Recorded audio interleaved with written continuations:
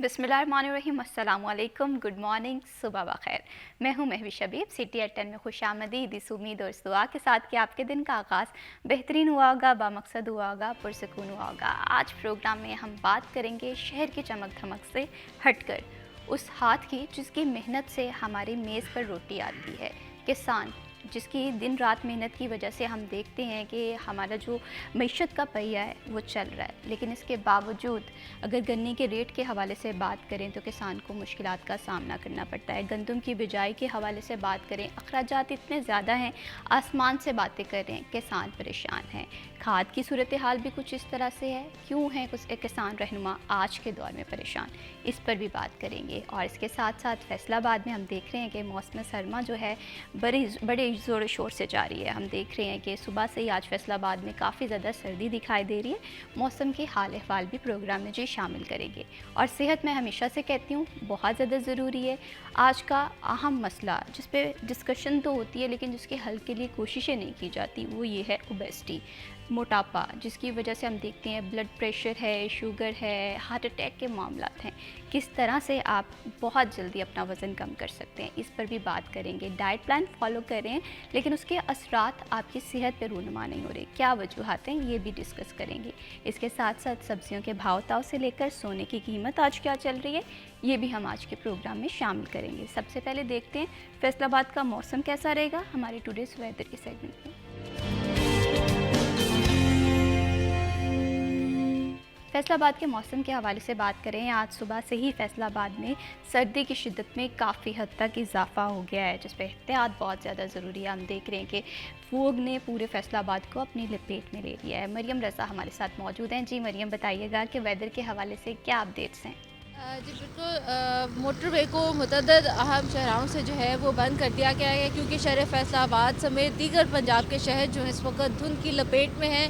फैसलाबाद आबादी इलाकों के अंदर इस वक्त जो धुंध है वो खासी बढ़ती हुई दिखाई दे रही है और विजिबिलिटी जो है वो ज़ीरो होती चली जा रही है। इस कदर ज़्यादा धुंध जो है वो शहर फैसलाबाद के अंदर इस वक्त मौजूद है। न सिर्फ धुंध बल्कि फ़िज़ाई आलूदगी जो है वो भी इस वक्त मौजूद है। अगर मोटरवे सूरत हाल के हवाले से बात करें तो फैसलाबाद मोटरवे M2 लाहौर से कोट मोमिन तक जो है वो बंद है। उसी तरह से लाहौर से सियालकोट मोटरवे धुंध की वजह से बंद है। मोटरवे M3 फैज़पुर से दरखाना तक और M4 पिंडी भटियां से मुल्तान तक धुंध की वजह से बंद है। मोटरवे M5 मुल्तान से रोडी तक जो है वो इस वक्त धुंध की वजह से बंद है और धुंध बढ़ने की वजह से एहतियाती तदाबीर का मोटरवे पुलिस की जानिब से जो है बार बार अंदेशा दिया जा रहा है। फैसलाबादियों को उनका यही कहना है कि हेडलाइट का इस्तेमाल जो है वो ज़रूर लाजमी तौर पर करें और इसके साथ साथ ड्यूरिंग ड्राइविंग जो है वो अपनी हेडलाइट ऑन करके रखें, फोक लाइट ऑन करें, उसके साथ साथ अपनी लेन के अंदर रहें ताकि किसी किस्म का नाखुशगवार वाक़या जो है वो पेश ना आ सके। दूसरी जानिब अगर मौसम के हवाले से बात करें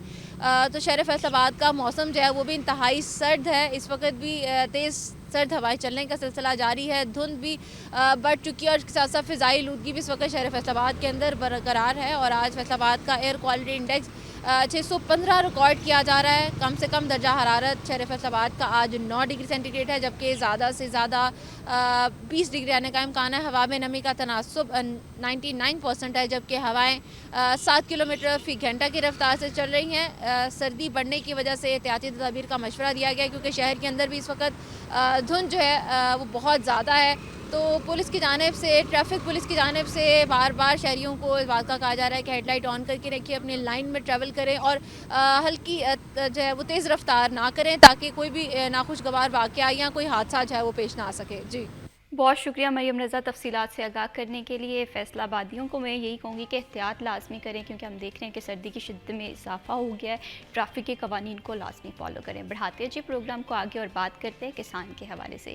पाकिस्तान एक एग्रीकल्चर कंट्री है और हम देख रहे हैं कि मीशत में किसान की जो इम्पोर्टेंस है उसे कोई भी निगलेक्ट नहीं किया कर सकता। लेकिन इसके बावजूद किसान के जो मसाइल हैं, डीज़ल महंगा है, गंदम के रेट इस कदर बिजाई के हवाले से ज़्यादा हैं कि जब गंदम के रेट का तयन किया जाता है तो किसानों के साथ मुशावरत नहीं की जाती। हालिया सीज़न जो है वो गन्ने के हवाले से शुगर मिल्स जो हैं वो गन्ने का रेट उस तरह से नहीं दे रही जो किसान चाहता है। ये तमाम तर चीज़ें पाकिस्तान की ज़राअत पे क्या असरात रूनुमा करती हैं, इस पर जी हम बात करेंगे। और इस पर बात करने के लिए हमें प्रोग्राम में ज्वाइन किया है मोहम्मद ख़ान कल्लो साहब ने।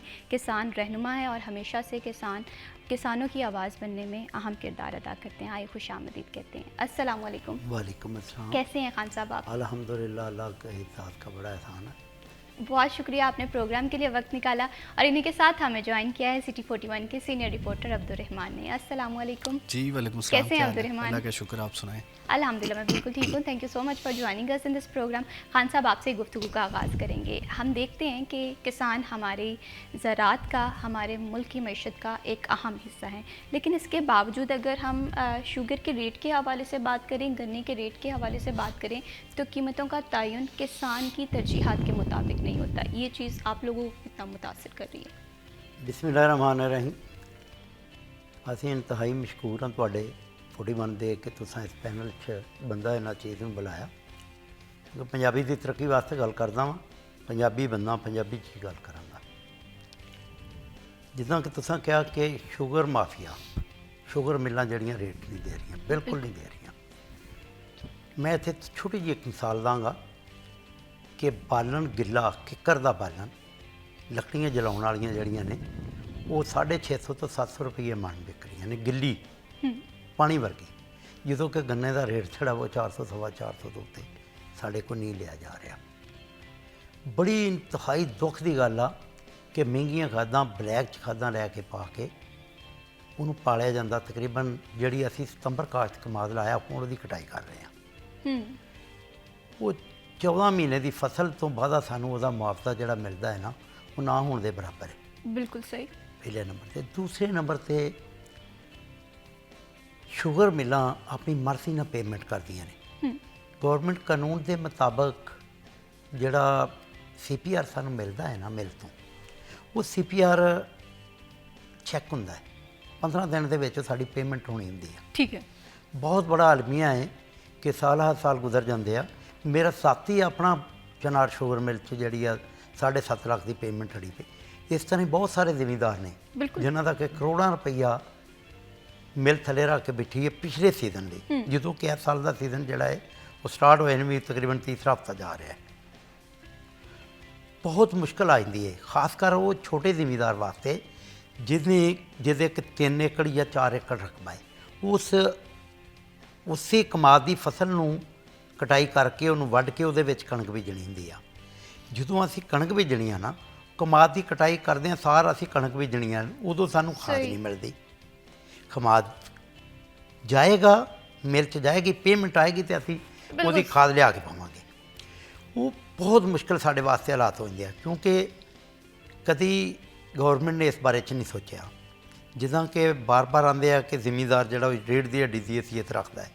ਮੈਂ ਵਾਅਦੇ ਨਾਲ ਆਉਂਦਾ ਕਿ ਅਗਰ ਜ਼ਿਮੀਂਦਾਰ ਮੇਰੇ ਨੂੰ ਸਪੋਰਟ ਕੀਤੀ ਜਾਵੇ तो पाकिस्तान ना सिर्फ दिन दुगनी रात चौगुनी तरक्की करेगा, बल्कि दुनिया से बहुत एक नवी मैशत उभर के सामने आएगा। बिल्कुल इसी तरह से लिहाजा इस वास्ते मेरी गौरमेंट में यही हिलत जाए कि जो छोटे जिमींदार है कभी ये दे देंगे किसान कार्ड दे देंगे आ, वो जो असीं खाद लैन जाते हैं वो जो रेट से होंगी उस रेट से मिलती ही नहीं, सानू कार्ड से नहीं मिलती।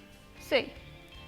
लिहाजा इस वास्ते मेरी इस मीडिया के जरिए यही गौरमेंट में इल्तजा है कि खुदारा छोटे जिमींदार से रहम करो। उसकी दहलीज तक तुसी अगर तेल सस्ता नहीं पहुँचा सकते, खाद सस्ती नहीं पहुँचा सकते, स्प्रे सस्ती नहीं पहुँचा सकते, बीज सस्ता नहीं पहुँचा सकते, तो कम से कम उन्होंने हाल तो ये रहन दो कि उसकी पेमेंट जी है ना वो फिल फौर 2 हफ्ते के विच लाजमी। बिल्कुल इसी तरह से आज के किसान के हवाले से बात करें तो अब्दुर्रहमान, आज का किसान कुछ ज़्यादा नहीं मांग रहा है। किसान यही कह रहे हैं कि हमें हमारा हक दिया जाए, लेकिन इसके बावजूद आपके सामने है कि शुगर मिल्स क्या करती हैं। और ये कोई इस सीज़न का मामला नहीं है, हम देख रहे हैं कि ये लास्ट ईयर भी यही प्रॉब्लम थी, उससे लास्ट ईयर भी यही प्रॉब्लम थी। तो आखिर इस मसले को संजीदा क्यों नहीं लिया जा रहा? किसान की परेशानी बढ़ती जा रही है। Thank you Mahvish. देखिए, जब से पाकिस्तान बना है ये मसाइल वही के वही हैं, कोई ना तो नया मसला है और ना ही नई ब्यूरोक्रेसी है, ना ही नई शुगर मिल्स मालकान है, ना नई हुकूमत है। जो भी आती है वो किसानों को पीस के चली जाती है। अब देखिए, हुकूमत ने वादा किया कि गंदम 39 रुपये ख़रीदी जानी है, उसके बाद जब गंदम मार्केट में आई तो वो आज तक ख़रीदी नहीं गई। तो उसके बाद कमाद की सूरत हाल है कि पिछले वर्ष गन्ना महंगा बिक रहा था और चीनी सस्ती थी, इस बार गन्ना सस्ता है और चीनी चीनी है। महंगी है। इसका आप अंदाज़ा लगा लें कि जो ही शुगर मिल्स मालकन कहते हैं कि हमने चीनी एक्सपोर्ट करनी है तो गवर्नमेंट उन पे एक्सपोर्ट ड्यूटी हटा देती है। फिर चीनी इधर जो है वो ब्लैक में फ़रोख्त होती है, फिर चीनी बाहर से इंपोर्ट की जाती है और इंपोर्ट ड्यूटी हटा दी जाती है। अरबों रुपए की दिहाड़ी लगा ली जाती है और कोई किसी को नहीं पूछता। गंदम में बाहर से गंदम मंगवा ली जाती है और वो बड़ी लो क्वालिटी गंदम होती है और इधर कोई नहीं पूछता कि ये किसने डिसीजन लिया। तो ये एक बड़ा मसला है कि जिसको हम कहते हैं कि एहतसाब सिर्फ चंद एक चेहरों का होता है और फिर वो वापस हुकूमत में आ जाते हैं। बाकी ना तो कभी ब्यूरोक्रेसी का हिसाब हुआ है, ना किसी जो है वो गवर्नमेंट का हुआ है कि किसने क्या डिसीजंस लिए। तो नतीजा वही निकलता है कि आज तक पाकिस्तान में जो है वो सबसे पिसा हुआ तबका वो किसान है, मज़दूर है, वो तमाम जो है वो लोअर मिडिल क्लास के लोग कि जिनके लिए जीना ही मुश्किल हुआ पड़ा है। कि किसान आप देख लें कि ना तो इनकी गंदम कोई लेने के लिए तैयार है, और गंदम का आप अंदाज़ा लगा लें कि जब आप DAP यूरिया महंगे दामों लेंगे, गंदम का बीज महंगे दामों लेंगे, उसके बाद नहरी पानी की अक्सर औकात कमी हो जाती है, वो ट्यूबवेल के लिए ज़रिए ट्रैक्टर का अच्छा खासा खर्चा, और उसके बाद जब आप प्रॉफिट की बात करते हैं, जब आपने गंदम की तो फिर थ्रेशर का खर्चा आ जाएगा। उसके बाद सारे खर्चे निकाल के किसान को वो प्रॉफिट भी नहीं बचता जो उसने मेहनत लगाई है। अब देखिए कि कोई भी बंदा 4 महीने की 5 महीने की मेहनत करता है तो उसका अगर हम थोड़ा बहुत कम से कम तनख्वाह भी शामिल करें बिल्कुल इसी तो तरह वो से। तो उसको 40,000 पर मंथ बचनी चाहिए ना। तो वो साल का कम से कम 3-4 लाख रुपए अगर उसको एग्रीकल्चर से बच रहा है तो वो एक मज़दूर जितना पैसा बचा रहा है, और ये नहीं बच रहा गंदम में उसका बिल्कुल लॉस हो रहा अब्दुर्रहमान, है, एक तरफ कमाद हम में लॉस दावे हो तो रहा है। ये करते हैं कि किसान हमारी मईशत का अहम हिस्सा है, लेकिन किसान की परेशानी को हुकूमत तरजीह क्यों नहीं दे रही है, इस पर बात करेंगे। वक्त हुआ जी ब्रेक का, स्टे विद अस।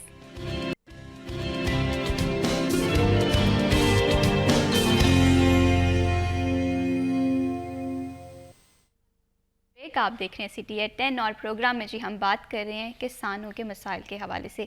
एक तरफ हम देखते हैं कि हम ये बातें तो करते हैं कि किसान जो है वो हमारी मईशत की रीढ़ की हड्डी है, लेकिन रीढ़ की हड्डी पे इतना बोझ क्यों डाला जा रहा है। ब्रेक पे जाने से पहले हम बात कर रहे थे कि शुगर मिल्स की जानिब से बर वक्त रेट नहीं दिया जाता, जिसकी वजह से किसान बड़ा परेशान है, और किसानों की जानिब से अब ये बात की जा रही है कि अब वो शुगर मिल्स को गन्ना नहीं देंगे बल्कि वो गुड़ की जानिब आएंगे। अपने ये चीज़ें जो हैं ये किसान को बड़ा डिस्टर्ब कर रही हैं, जिसकी वजह से वो अपना गुजर बसर काफ़ी मुश्किलात से कर रहा है। खान साहब, आपसे मैं ये जानना चाहती हूँ, अभी जैसे हम बात कर रहे थे ऑफ द रिकॉर्ड के आज का किसान परेशान है, और आप लोग अब ये बात करते हुए दिखाई देते हो कि अब हम लोगों ने शुगर मिल्स को गन्ना नहीं देना है, अब हम ख़ुद से गुड़ की तरफ जाएंगे या दीगर जो जितने भी मामला हैं ख़ुद से देखेंगे। ये चीज़ किसान को किस कदर डिस्टर्ब कर रही है। हम देख रहे हैं कि किसान जो है वो अपने बेटे को अब किसान नहीं बनाना चाह रहा। अला शुक्रिया। जिस तरह कि तुसां कहा कि किसान गन्ना नहीं, यदि मैं मिसाल दांगा कि दसंबर और जनवरी 2 महीने ऐसे होंदे सीगे कि क्रशिंग सीजन अरूज ते हुंदा सीगा, ਜਦੋਂ कि लाइनां लगियां ਹੁੰਦੀਆਂ ਸੀ, कणक बीजनी ਹੁੰਦੀ ਸੀ, 3 दिन बाद ट्रैलियां वापस मुड़दियां सी। ਜਦੋਂ कि हुण शुगर ਜਿਹੜੀਆਂ मिलां ने ਉਹ कैन हो रही, उसकी वजह की है? उसकी वजह है कि बहुत सारे साढ़े जिमीदार ਜਿਹੜੇ ਉਹ फिर पुरानी रवायत ਨੂੰ जिंदा करदे होए वेलणे की तरफ जा रहे हैं। बिल्कुल। ਇਹਦੇ ਨਾਲ ਉਸ ਤੋਂ ਇਲਾਵਾ ਕੁਛ ਜਿਹੜਾ ਵੱਡਾ ਜ਼ਿਮੀਂਦਾਰ ਹੈ ਉਸ ਕਮਾਦ ਰੋਕਿਆ, ਬਿਲਕੁਲ ਰੋਕਿਆ। ਇਸ ਵਜ੍ਹਾ ਤੋਂ ਰੋਕਿਆ ਹੈ ਕਿ ਰੇਟ ਮਿਲੇਗਾ ਤੇ ਦੇਣਾ ਹੈ। ਬਾਅਦ ਜਗ੍ਹਾ ਤੇ ਅਗਲੇ ਦਿਨ ਮੀਡੀਆ ਦੇ ਜ਼ਰੀਏ, ਸੋਸ਼ਲ ਮੀਡੀਆ ਦੇ ਜ਼ਰੀਏ ਵੀ ਅਸੀਂ ਵੇਖਿਆ ਕਿ ਕੁਛ ਲੋਕ ਆਪਣੀ ਕਮਾਦ ਦੀ ਫਸਲ ਨੂੰ ਅੱਗ ਲਾ ਰਹੇ ਸੀ। ਉਹ ਕਿਉਂ ਲਾ ਰਹੇ ਸੀਗੇ? ਉਹ ਪਾਗਲ ਨੇ, ਉਹਨਾਂ ਭੰਗ ਪੀਤੀ ਜਾਂ ਕੋਈ? ਸਿਰਫ ਇਸ ਲਈ ਲਾ ਰਹੇ ਸੀ ਕਿ ਇਹਦੇ ਨਾਲੋਂ ਬਿਹਤਰ ਹੈ ਕਿ ਅਸੀਂ ਸਾੜ ਦਈਏ, ਤੁਹਾਨੂੰ ਨਹੀਂ ਦੇਣਾ। ਇਸ ਵਾਸਤੇ ਸ਼ੂਗਰ ਮਿੱਲਾਂ ਨੂੰ ਜਿੱਦਾਂ ਕਿ ਉਹ ਬਹੁਤ ਥੋੜ੍ਹੇ ਜਿਹੇ ਲੋਕ ਹੁੰਦੇ ਉਹ ਇਤਿਹਾਦ ਕਰਕੇ ਇੱਕ ਰੇਟ ਕੱਢ ਲੈਂਦੇ ਨੇ। ਜਦੋਂ ਕਿ ਫਸਲ ਬੀਜਣ ਲੱਗਿਆਂ, ਕਿਸਾਨ ਦੇ ਫਸਲ ਬੀਜਣ ਲੱਗਿਆਂ ਸਾਨੂੰ ਰੇਟ ਦੇਣਾ ਚਾਹੀਦਾ, ਅਸੀਂ ਉਹਦੇ ਮੁਤਾਬਕ ਪਲਾਨਿੰਗ ਕਰਕੇ ਆਪਣੀਆਂ ਫਸਲਾਂ ਲਾਈਏ। ਜਦੋਂ ਫਸਲ ਤਿਆਰ ਹੋ ਜਾਂਦੀ ਹੈ ਫਿਰ ਉਹਦਾ ਰੇਟ ਨਿਕਲਦਾ। ਅੱਛਾ, ਮਜ਼ੇ ਦੀ ਗੱਲ ਇਹ ਆ ਕਿ ਉਹ ਰੇਟ ਕੱਢ ਵੀ ਦਿੰਦੀ ਹੈ ਗੌਰਮੈਂਟ, ਫਿਰ ਵੀ ਉਸ ਰੇਟ ਤੋਂ ਸਾਨੂੰ ਉਹ ਰੇਟ ਨਹੀਂ ਦਿੱਤਾ ਜਾਂਦਾ। ਜੋ ਰੇਟ ਸਾਨੂੰ ਦਿੱਤਾ ਨਹੀਂ ਜਾਣਾ ਤੇ ਜਿੱਦਾਂ ਦੇ ਰੀੜ ਦੀ ਹੱਡੀ ਦੀ ਅਸੀਂ ਇਸ ਜ਼ਿਮੀਂਦਾਰ ਆ, ਜਦੋਂ ਜ਼ਿਮੀਂਦਾਰ ਨੂੰ ਅਸੀਂ ਹੱਥੀਂ ਆਪਣਾ उसका नुकसान करांगे, वो रीढ़ दी हड्डी अभी भी आप देखें कि लास्ट ईयर की पेमेंट्स भी फंसी हुई हैं। कुछ किसान तो ऐसे हैं जो कह रहे हैं कि 2-2, 3-3 साल की हमारी पेमेंट्स फंसी हुई हैं, हमें नहीं मिल रही। मैं जिद्दां कि अगे अर्ज़ कीता सीगा कि साडी साथी पेमेंट जिहड़ी आ वो मिलां दे विच पई आ, वो मिलां वापस सानूं पैसे देणगीਆਂ। ਅਸੀਂ क्योंकि ਵੱਡੇ ਜ਼ਿਮੀਂਦਾਰ तो है नहीं, मैं छोटे ਜ਼ਿਮੀਂਦਾਰ ਨੂੰ प्रेजेंट करदा। छोटे ਜ਼ਿਮੀਂਦਾਰ को बिल्कुल ਥੋੜ੍ਹੇ ਜਿਹੇ ਵਸਾਇਲ ਹੁੰਦੇ ਨੇ, ਮਸਾਇਲ ਉਹਦੇ ਜ਼ਿਆਦਾ ਹੁੰਦੇ ਨੇ, ਵਸਾਇਲ ਉਹਦੇ ਘੱਟ ਹੁੰਦੇ। ਉਹਨਾਂ ਵਸਾਇਲ 'ਚ ਰਹਿੰਦਿਆਂ ਹੋਇਆਂ ਉਹਨਾਂ ਪਿਛਲੀ ਫਸਲ ਦੀ ਇਨਕਮ ਜਿਹੜੀ ਅਗਲੀ ਫਸਲ 'ਤੇ ਖਾਦ ਬੀਜ ਸਪਰੇਅ ਵਗੈਰਾ 'ਤੇ ਲਾਉਣੀ ਹੁੰਦੀ ਆ, ਜਦੋਂ ਕਿ ਨਾ ਅਸੀਂ ਸਟੋਰ ਕਰ ਸਕਦੇ ਹਾਂ। ਹੁਣ ਜਿੱਦਾਂ ਕਿ ਮਿਸਾਲ ਦਿੰਦਾ ਕਿ ਕਣਕ ਆਈ ਸਾਡੀ 2025 ਦੇ ਵਿੱਚ ਮਈ ਦੇ ਵਿੱਚ, ਉਹ ਕਣਕ ਉਸ ਟਾਈਮ ਸਾਡੇ ਕੋਲ ਆਉਣੇ ਪਾਉਣੇ ਲਈ ਗਈ। ਹੁਣ ਉਹੀ ਜਿਹੜੀ ਰੇਟ ਆ ਉਹ 3500 ਨੂੰ ਹੋ ਗਿਆ, ਜਦੋਂ ਕਿ ਗੌਰਮੈਂਟ ਨੇ ਕਿਹਾ ਸੀਗਾ ਕਿ ਅਸੀਂ 3900 ਨੂੰ ਖਰੀਦਾਂਗੇ। ਹੁਣ ਦੇਖੋ ਅੱਗੇ ਕੀ ਕਰਦੇ ਆ। ਅਸੀਂ ਐਰਕਾ ਬਹੁਤ ਸਾਰਾ ਜ਼ਿਮੀਂਦਾਰ ਐਰਕਾ ਕਣਕ ਦੀ ਸ਼ਾਰਟੇਜ ਆਏਗੀ ਕਿ ਮੈਂ ਦੇਖਿਆ ਬਾਹਰ ਫਿਰ ਕੇ ਜ਼ਿਮੀਂਦਾਰ ਬਹੁਤ ਸਾਰੇ ਜ਼ਿਮੀਂਦਾਰ ਨੇ ਜਿਹੜੀ ਸਰੋਂ ਕਾਸ਼ਤ ਕੀਤੀ ਆ ਸਿਰਫ ਇਸ ਵਾਸਤੇ। ਉਹਦੇ 'ਤੇ ਸਾਡੇ ਅਖਰਾਜਾਤ ਵੀ ਘੱਟ ਆਉਂਦੇ ਆ ਅਤੇ ਇਨਕਮ ਦਾ ਚਾਂਸ ਤੱਕ ਜ਼ਿਆਦਾ ਹੋਏਗੀ। ਲਾਮਹੱਲਾ ਜੀ ਗੱਲ ਆ ਕਿ ਅਸੀਂ ਕੋਈ ਵੀ ਬੰਦਾ ਨੁਕਸਾਨ ਨੂੰ ਨਹੀਂ ਜਾਂਦਾ। ਲਿਹਾਜ਼ਾ ਇਸ ਵਾਸਤੇ ਇਸ ਮੀਡੀਆ ਦੇ ਜ਼ਰੀਏ ਮੈਂ ਗੌਰਮੈਂਟ ਨੂੰ ਇਹੋ ਹੀ ਰਿਕੁਐਸਟ ਕਰਦਾ ਕਿ ਖੁਦਾ ਦਾ ਨਾਂ ਹੋਸ਼ ਦੇ ਨਾਖੂਨ ਲਵੋ, ਤੁਸੀਂ ਇਸ ਪਾਸੇ ਆਵੋ ਕਿ ਅਸੀਂ ਨਾ ਬਾਹਰੋਂ ਕਿ ਜਿੱਦਾਂ ਕਿ ਪਿਛਲੇ 2023-24 ਦੇ ਵਿੱਚ ਇਹਨਾਂ ਕਣਕ ਯੂਕਰੇਨ ਤੋਂ ਮੰਗਾਈ, ਉਹ ਥਰਡ ਕਲਾਸ ਸੀ, ਉਹਦੀ ਕਲਾਸ ਹੀ ਕੋਈ ਨਹੀਂ ਸੀ। ਉਹ ਕਣਕ ਇੱਥੇ ਆਣ ਕੇ ਉਹ ਮੇਰਾ ਖਿਆਲ ਹੈ ਕਿ ਅਗਰ ਹੋਰ 6 ਮਹੀਨੇ ਪਈ ਰਹੀ ਤਾਂ ਬਾਹਰ ਇਹਨਾਂ ਨੂੰ ਸੁੱਟਣੀ ਪੈਣੀ ਆ। ਉਹ ਨੁਕਸਾਨ ਹੈ ਦਰ ਮੁਬਾਦਲਾ। ਉਹ ਜਿਹੜਾ ਤੁਸੀਂ ਉੱਧਰ ਨੁਕਸਾਨ ਕਰਦੇ ਜੋ ਮੇਰੇ ਜ਼ਿਮੀਂਦਾਰ ਨੂੰ ਸਪੋਰਟ ਦਿਓ, ਉਹਨੂੰ ਖਾਦ 'ਚ ਸਬਸਿਡੀ ਦਿਓ, ਸਪਰੇਅ 'ਚ ਦੇਵੋ, ਉਹਨੂੰ ਬੀਜ 'ਤੇ ਦੇਵੋ, ਔਰ ਉਹਨੂੰ ਬਲਕਿ ਉਹਨੂੰ ਸਬਸਿਡੀ ਦੇਣੀ ਤੇ ਦਰਕਨਾਰ ਉਹ ਸਾਡਾ ਛੋਟਾ ਜ਼ਿਮੀਂਦਾਰ ਤੇ ਸ਼ਾਬਾਸ਼ ਦਈਏ, ਹਲਾਸ਼ੇਰੀ ਉਹਨੂੰ ਦਈਏ ਤੂੰ ਤਗੜਾ ਹੋ ਕੇ ਕੰਮ ਕਰਦਾ ਹੈ, ਕਿਉਂਕਿ ਉਹ ਹੁਣ ਪਿਓ ਦਾਦੇ ਦਾ ਕੰਮ ਛੱਡ ਨਹੀਂ ਸਕਦਾ ਹੈ। ਲਿਹਾਜ਼ਾ ਇਸ ਵਾਸਤੇ मैं यही रिक्वेस्ट करदा कि सानू जिम्मेदार ਨੂੰ सपोर्ट करो। बिल्कुल इसी तरह से कीमतां दे लिहाज से बिल्कुल। अब्दुर्रहमान देखें, चीनी महंगी है, किसान गरीब है, गंदम महंगी है, किसान गरीब है, ये आखिर फ़ायदा ले कौन रहा है? बड़ी प्यारी बात आपने कही है कि शुगर मिल्स फ़ायदा उठा रही हैं, फ्लोर मिल्स फ़ायदा उठा रही हैं, किसानों की जो दीगर प्रोडक्ट्स हैं जिसमें घी की मिलें फ़ायदा उठा रही हैं, जो ये कैनोला या दूसरी चीज़ें उगाता है, तो ये सारा तो इंडस्ट्रियलिस्ट फ़ायदा उठा रहे हैं और ये फ़ायदा उठाना भी चाहिए। पूरी दुनिया में ऐसा होता है कि इंडस्ट्रियलिस्ट फ़ायदा उठाता है, उसकी फैक्ट्री है, उसकी इन्वेस्टमेंट है, लेकिन मसला ये होता है कि जो किसान काश्त करता है उससे हुकूमत एक मुनासिब रेट पर, जिसको हम कहते हैं स्पोर्ट प्राइस, ये पूरी दुनिया में तय की हुई होती है। हुकूमत उससे ख़रीदती है और उसके बाद महंगे दामों या उसी रेट पे या जिस भी रेट पे वो इंडस्ट्री को दे, तो हुकूमत बीज का किरदार अदा करती है ताकि किसान पिस ना जाए। यहाँ पर हुकूमत ने बीज का किरदार अदा करना मिडल आर्डर का वो व्यापारी पे या आड़ती पे छोड़ दिया। अब उसका नुकसान ये हुआ कि किसानों की वो गंदम जो 4000 पे लेने का हुकूमत ने वादा किया था वो 2200 रुपये फ़ी मान फ़रोख्त होती रही और 2200 फ़ी मान तो किसान का जो है वो ख़र्चा 3000-3500 तक चला गया था, 200-300 तो उसको बचना था। तो नतीजा ये निकला है कि वो घाटे में चला गया और उसने जो अगली फसल काश्त करनी थी वो मसला बन गया। अब ये शुगर मिल्स की बात सुन लें कि 2-2 साल की पेमेंट्स पेंडिंग है। किसानों की पेमेंट से ही वो अपने अखराजात निकालते हैं, उसी से अपना क्रशिंग सीज़न चलाते हैं और उसके बाद जाके कहीं किसानों को वो पेमेंट्स मिलती है, या फिर ये कह देते हैं कि चीनी उठाएं और बाज़ार में बेच दें महंगे दामों चीनी, वो अपना काम भी किसान के ज़ुम्मे डाल देते हैं।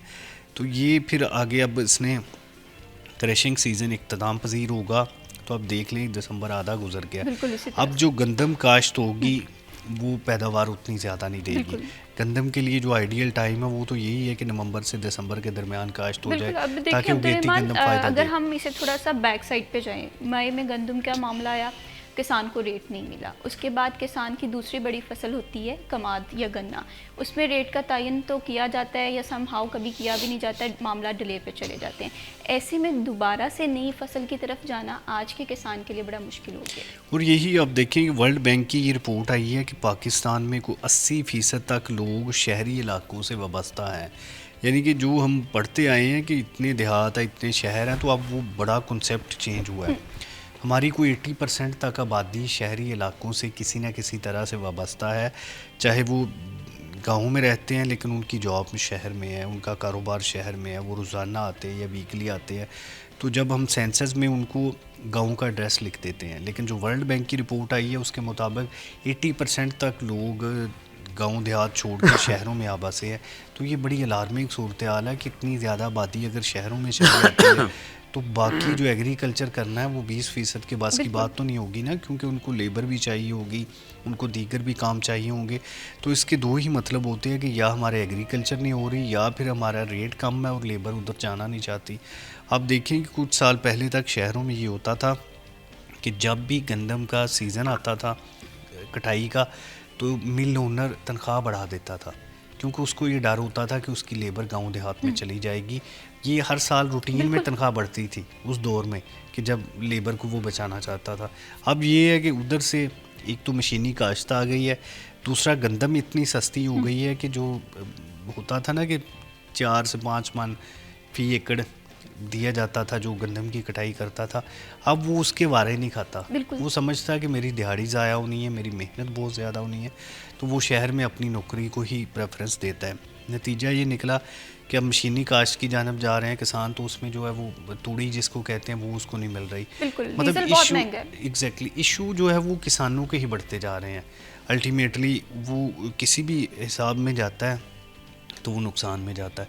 फ़ायदा किसका हो रहा है? जो इसकी बाई प्रोडक्ट से अपनी प्रोडक्ट बना रहा है, जैसे चीनी बना रहा है। अब इसमें एक मिसाल दी जाती है कि जो बंदा शुगर मिल्स में है उसमें मेथनॉल भी बनती है, उसमें वो बाद में जो गन्ने की खाली होती है ना, जिससे भोग जिसे कहते हैं, वो बेच देता है, एंड पे राख भी बेच देता है, और उसको जो एंड की बाई प्रोडक्ट है वो इतने रेट पे बेचता है कि उसके सारे खर्चे निकल जाते हैं। अगर गंदम के हमने रेट के हवाले से बात की थी, आप देखें कि एक पिज़्ज़ा कितना महंगा बिक रहा है, ठीक है, बाय प्रोडक्ट्स कितनी ज़्यादा महंगी बिक रही हैं, और दूसरी जानब ये बात कही जाती है कि अगर किसान खुशहाल होगा मुल्क खुशहाल होगा, और देखेंगे कि बेरोज़गारी कम होगी। लेकिन ये तमाम तर सर्कल जो है ये एक आम इंसान की ज़िंदगी से भी कनेक्ट है। अगर हम बात करें कि ये सिर्फ किसान का मसला है, तो खान साहब ये सिर्फ किसान का मसला नहीं है, ये एक आम शहरी का भी मसला है, जिसकी मेज़ पे खाना किसान की मेहनत से आता है।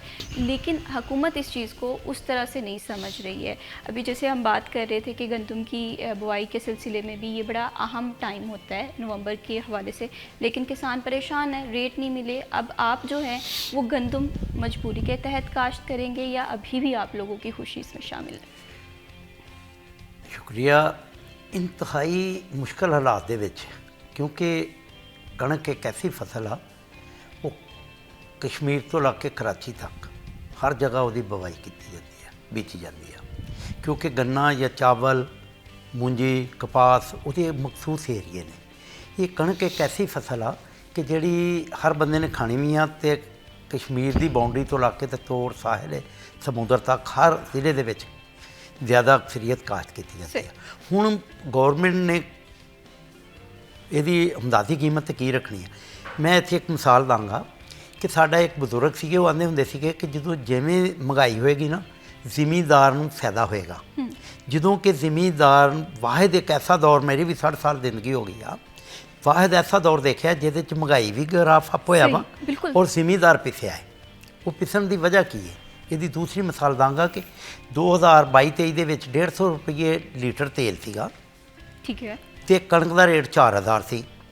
ਹੁਣ ਇਸ ਟਾਈਮ ਡੀਜ਼ਲ ਦੀ ਕੀਮਤ 275 ਰੁਪਏ 280 ਰੁਪਏ ਤੱਕ ਚੱਲ ਜਾਂਦੀ ਹੈ। ਹਰ 15 ਦਿਨ ਬਾਅਦ ਤੇ ਡੀਜ਼ਲ ਵੱਧਦਾ ਹੈ, ਔਰ ਕਣਕ ਦੀ ਕੀਮਤ ਜਿਹੜੀ ਹੈ ਉਹ 2000 2200 2500 ਐਂਡ 2500 ਤੋਂ ਉੱਤੇ ਨਹੀਂ ਸਾਡੇ ਕੋਲ ਕਹਿ ਨਹੀਂ ਲਈ। ਹੁਣ ਇਹ ਅਖਰਾਜਾਤ ਵੱਧ ਰਹੇ ਨੇ ਬਿਲਕੁਲ ਜ਼ਿਆਦਾ, ਇਨਕਮ ਥੱਲੇ ਨੂੰ ਗਈ ਆ, ਅਖਰਾਜਾਤ ਵਧਿਆ, ਜ਼ਿਆਦਾ ਗੈਪ ਆਇਆ। ਉਸ ਗੈਪ ਆਉਣ ਦੀ ਵਜ੍ਹਾ ਤੋਂ ਨਾ ਜ਼ਿਮੀਂਦਾਰ ਡਿਸਾਰਟ ਹੋਇਆ ਹੈ। ਜ਼ਿਮੀਂਦਾਰ ਇੰਤਹਾਈ ਮੁਸ਼ਕਲ ਹਾਲਾਤ 'ਚ ਗੁਜ਼ਾਰਾ ਕਰਨ 'ਤੇ ਵੀ ਤਿਆਰ ਹੈ, ਲੇਕਿਨ ਉਹਦੇ ਡਿਸਹਾਰਟ ਹੋਣ ਦੀ ਵਜ੍ਹਾ ਸਿਰਫ ਇਹ ਹੀ ਆ ਕਿ ਗੌਰਮੈਂਟ ਇੱਧਰ ਧਿਆਨ ਨਹੀਂ ਛੋਟੇ ਜ਼ਿਮੀਂਦਾਰਾਂ ਦੇ ਲਈ। ਨੰਬਰ 1। ਨੰਬਰ 2, ਇਹ ਮੈਂ ਚੂੰਕਿ ਕੋਈ ਇਕਾਨਮੀ ਦਾ ਮਾਹਿਰ ਤਾਂ ਹੈ ਨਹੀਂ, ਛੋਟਾ ਜ਼ਿਮੀਂਦਾਰ ਹਾਂ। ਅਗਲੇ ਦਿਨ ਨਾ ਇਹਨਾਂ ਵਰਲਡ ਬੈਂਕ ਤੋਂ ਆਪਣਾ IMF ਤੋਂ ਕਰਜ਼ਾ ਲਿਆ। ਉਹਦੇ ਵਿੱਚ ਇੱਕ ਛਿੱਕ ਇਹ ਵੀ ਰੱਖੀ ਗਈ ਆ ਕਿ ਗੌਰਮੈਂਟ ਦੇ ਅੰਡਰ ਜਿਹੜੀ ਆ ਨਾ ਸ਼ੂਗਰ, ਜਿਹੜੇ ਸ਼ੂਗਰ ਮਿੱਲਾਂ ਦੇ ਮਾਲਕ ਨੇ ਉਹ ਉਹਦੀ ਨਹੀਂ ਮੰਨਣਗੇ। ਇੱਕ ਦੂਸਰੇ ਨੰਬਰ 'ਤੇ ਉਹਨਾਂ ਕਿਹਾ ਕਿ ਬਿਜਲੀ 'ਤੇ ਸਬਸਿਡੀ ਨਹੀਂ ਤੁਸੀਂ ਪਬਲਿਕ ਨੂੰ ਦੇਣੀ। तीसरे नंबर पर उन्होंने कहा कि तुसी डीजल मतलब सब्सिडी किसी भी लिहाज ना नहीं देनी। बिल्कुल किसान और शुगर में खान साहब आप लोगों के तहफ़्फ़ुज़ात बिल्कुल अपनी जगह है। फर्दर किसान रहनुमा के क्या क्या तहफ़्फ़ुज़ात हैं, किसान क्यों खुश नहीं हो पा रहा है, मीशत में अपना रोल तो प्ले कर रहा है पर मीशत की तरफ से उसे वो बेनिफिट्स नहीं मिल रहे जो डिज़र्व कर रहा है। इस पर बात करेंगे, वक्त हुआ जी ब्रेक का, स्टे विद अस।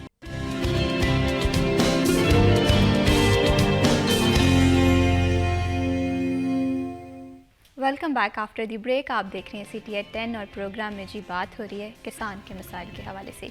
ये मसाइल सिर्फ किसान के नहीं, एक हर आम शहरी के हैं जो कि चाहता है कि उसकी ज़िंदगी में आसानी आए। अब्दुर्रहमान, ब्रेक पे जाने से पहले जैसे कि हम बात कर रहे थे, कल्लू साहब ने कहा कि किसान इस वक्त बहुत ज़्यादा मायूस भी है, नाउमीद भी है, जिसकी वजह से ये इंदिया भी दिया गया कि शायद बहुत सारे किसान जो हैं वो इस दफ़ा गंदम काश्त ना करें बल्कि किसी और दूसरी फसल की जानिब जाएँ। अगर किसान गंदम कम बोएगा तो आम शहरी को क्या नुकसान होगा? महविश, देखिए ये एक बहुत बड़ा मसला है। किसान कह रहे हैं, जैसे कल्लू साहब ने कहा है, ये मुख्तलिफ किसान कि वो गंदम सिर्फ अपने लिए ही काश्त करेंगे जो उनकी घर की ज़रूरत है। फ़र्ज़ करें कि वो जैसे माजी में करते थे कि अगर 5 एकड़ ज़मीन है तो उसमें 1 एकड़ कमाद लगा लिए, 1 गंदम लगा ली, 1 चारा लगा लिया, 1 सरसों, ऐसे प्रपोर्शन वाइज। तो अब वो करेंगे कि जो उनको 1 या 2 एकड़ गंदम को रखे होते थे, वो उसमें से ½ एकड़ या 2 कनाल गंदम जो अपने घर के लिए चाहिए 20-30 मन वो कर लेंगे, बाकी बेचने के लिए नहीं करेंगे। तो अगर सारे ही ऐसा करते हैं और मेजॉरिटी ऐसे करती है, और अब स्पेशली जो क्रशिंग लेट हुई है, क्रशिंग शुरू होनी थी 15 नवंबर के करीब, तो इन्होंने जानबूझ के लेट करते हुए 28 नवंबर दिसंबर शुरू करवा दिया।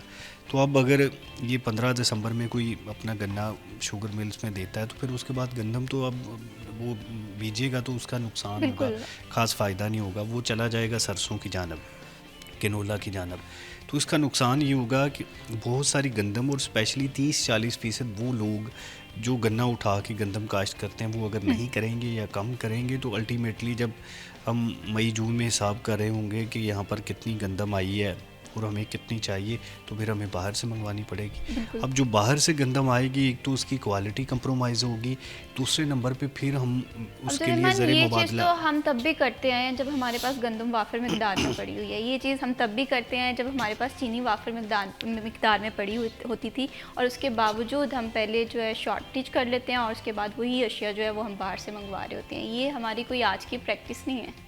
यानी कि दूसरे लफ्ज़ों में कि हम अपने किसान को नवाजना नहीं चाहते, बल्कि जो हमारे इंपोर्ट एक्सपोर्ट से वाबस्ता हमारे जो बिज़नेसमैन हैं या ब्यूरोक्रेसी है या सिविल हुकूमत है, हम उनको नवाजना चाहते हैं कि वो वहाँ से कमीशन भी खाएं, वो वहाँ से फ़ायदा भी लें, उसके बाद टैक्स भी ना उनको देना पड़े।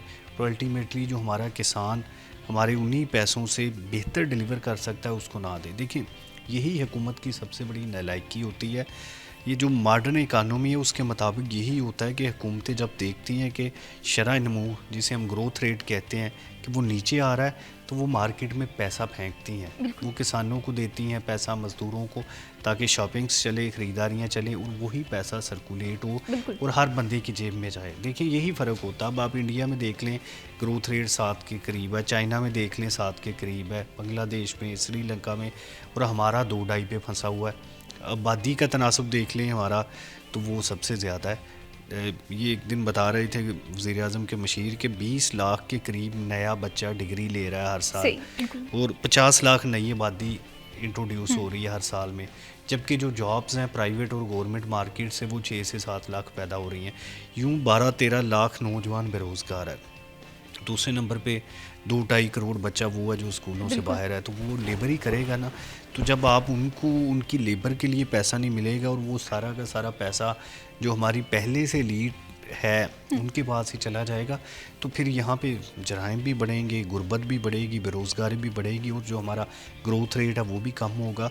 आप देखिए कि जो पीटीआई की हुकूमत को जो लोग याद करते हैं, उसके पीछे यही वजह है कि तब उन्होंने सख्ती की हुई थी कि कोई भी शुगर मिल्स किसान का जो है वो पैसा उसको नहीं रोक सकती।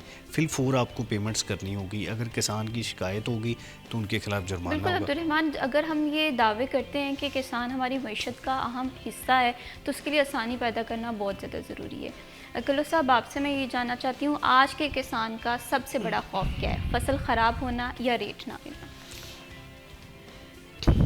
ਅੱਜ ਦੇ ਕਿਸਾਨ ਦਾ ਸਭ ਤੋਂ ਵੱਡਾ ਖੌਫ ਇਹ ਹੀ ਆ ਕਿ ਗਵਰਨਮੈਂਟ ਜਿਹੜੀ ਆ ਨਾ ਉਹਦੇ ਕੋਲ ਫਸਲ ਖਰੀਦ ਨਹੀਂ ਰਹੀ।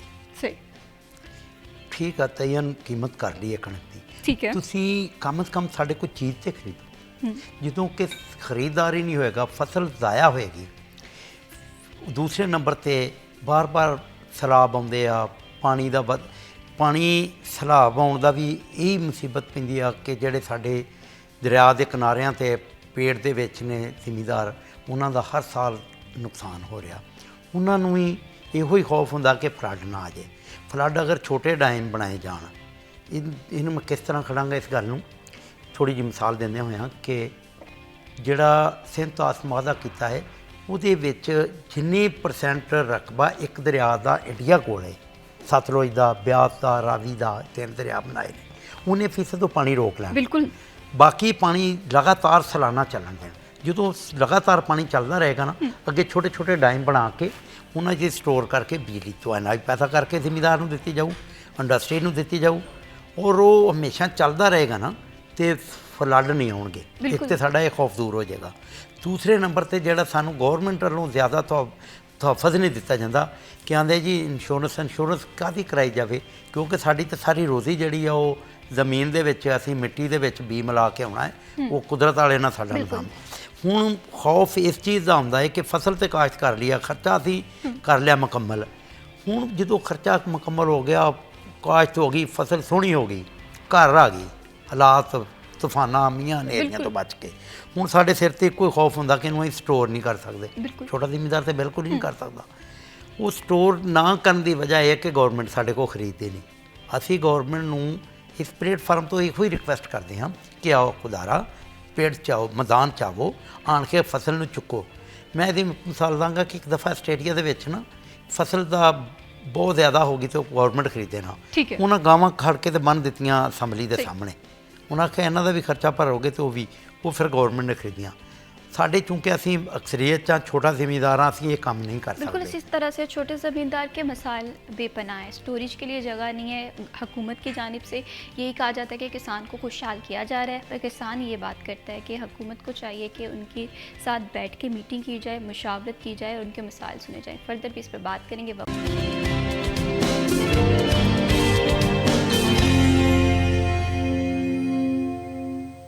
Welcome back after the break. आप देख रहे हैं सिटी एट 10। बढ़ाते हैं जी प्रोग्राम को आगे और बात करते हैं सराफा मार्केट में आज सोने का रेट क्या चल रहा है। आज के रेट के हवाले से देख लेते हैं जी। सोने का आज का रेट कुछ इस तरह से है। सबसे पहले 1 तोला गोल्ड की कीमत देखते हैं। 4,56,200 रुपये में 1 तोला जो है सोना वो फ़रोख्त किया जा रहा है। और इसी तरह से 10 ग्राम के हवाले से बात करें 3,91,124 में हम देख रहे हैं 10 ग्राम सोना फ़रोख्त किया जा रहा है। मजमूई तौर पर अगर हम प्राइसेस का एनालिसिस करें तो एक आम शहरी की जिसकी क़ुव्वत ख़रीद बड़ी मिनिमम सी है वो आज भी यही बात करता हुआ दिखाई देता है कि सोने का जो रेट है उनकी पहुंच से दूर है, आसमान से बातें कर रहा है। और दूसरी तरफ अगर हम ज्वेलर एसोसिएशन की जानिब से बात करें तो वो भी काफ़ी ज़्यादा परेशान दिखाई देते हैं, क्योंकि एक आम शहरी जब गोल्ड नहीं ख़रीद पाएगा तो उनके कारोबार काफ़ी ज़्यादा मुतासिर होंगे। इन्वेस्टमेंट के पॉइंट ऑफ व्यू से भी हम देखते हैं कि अनसर्टेनिटी है।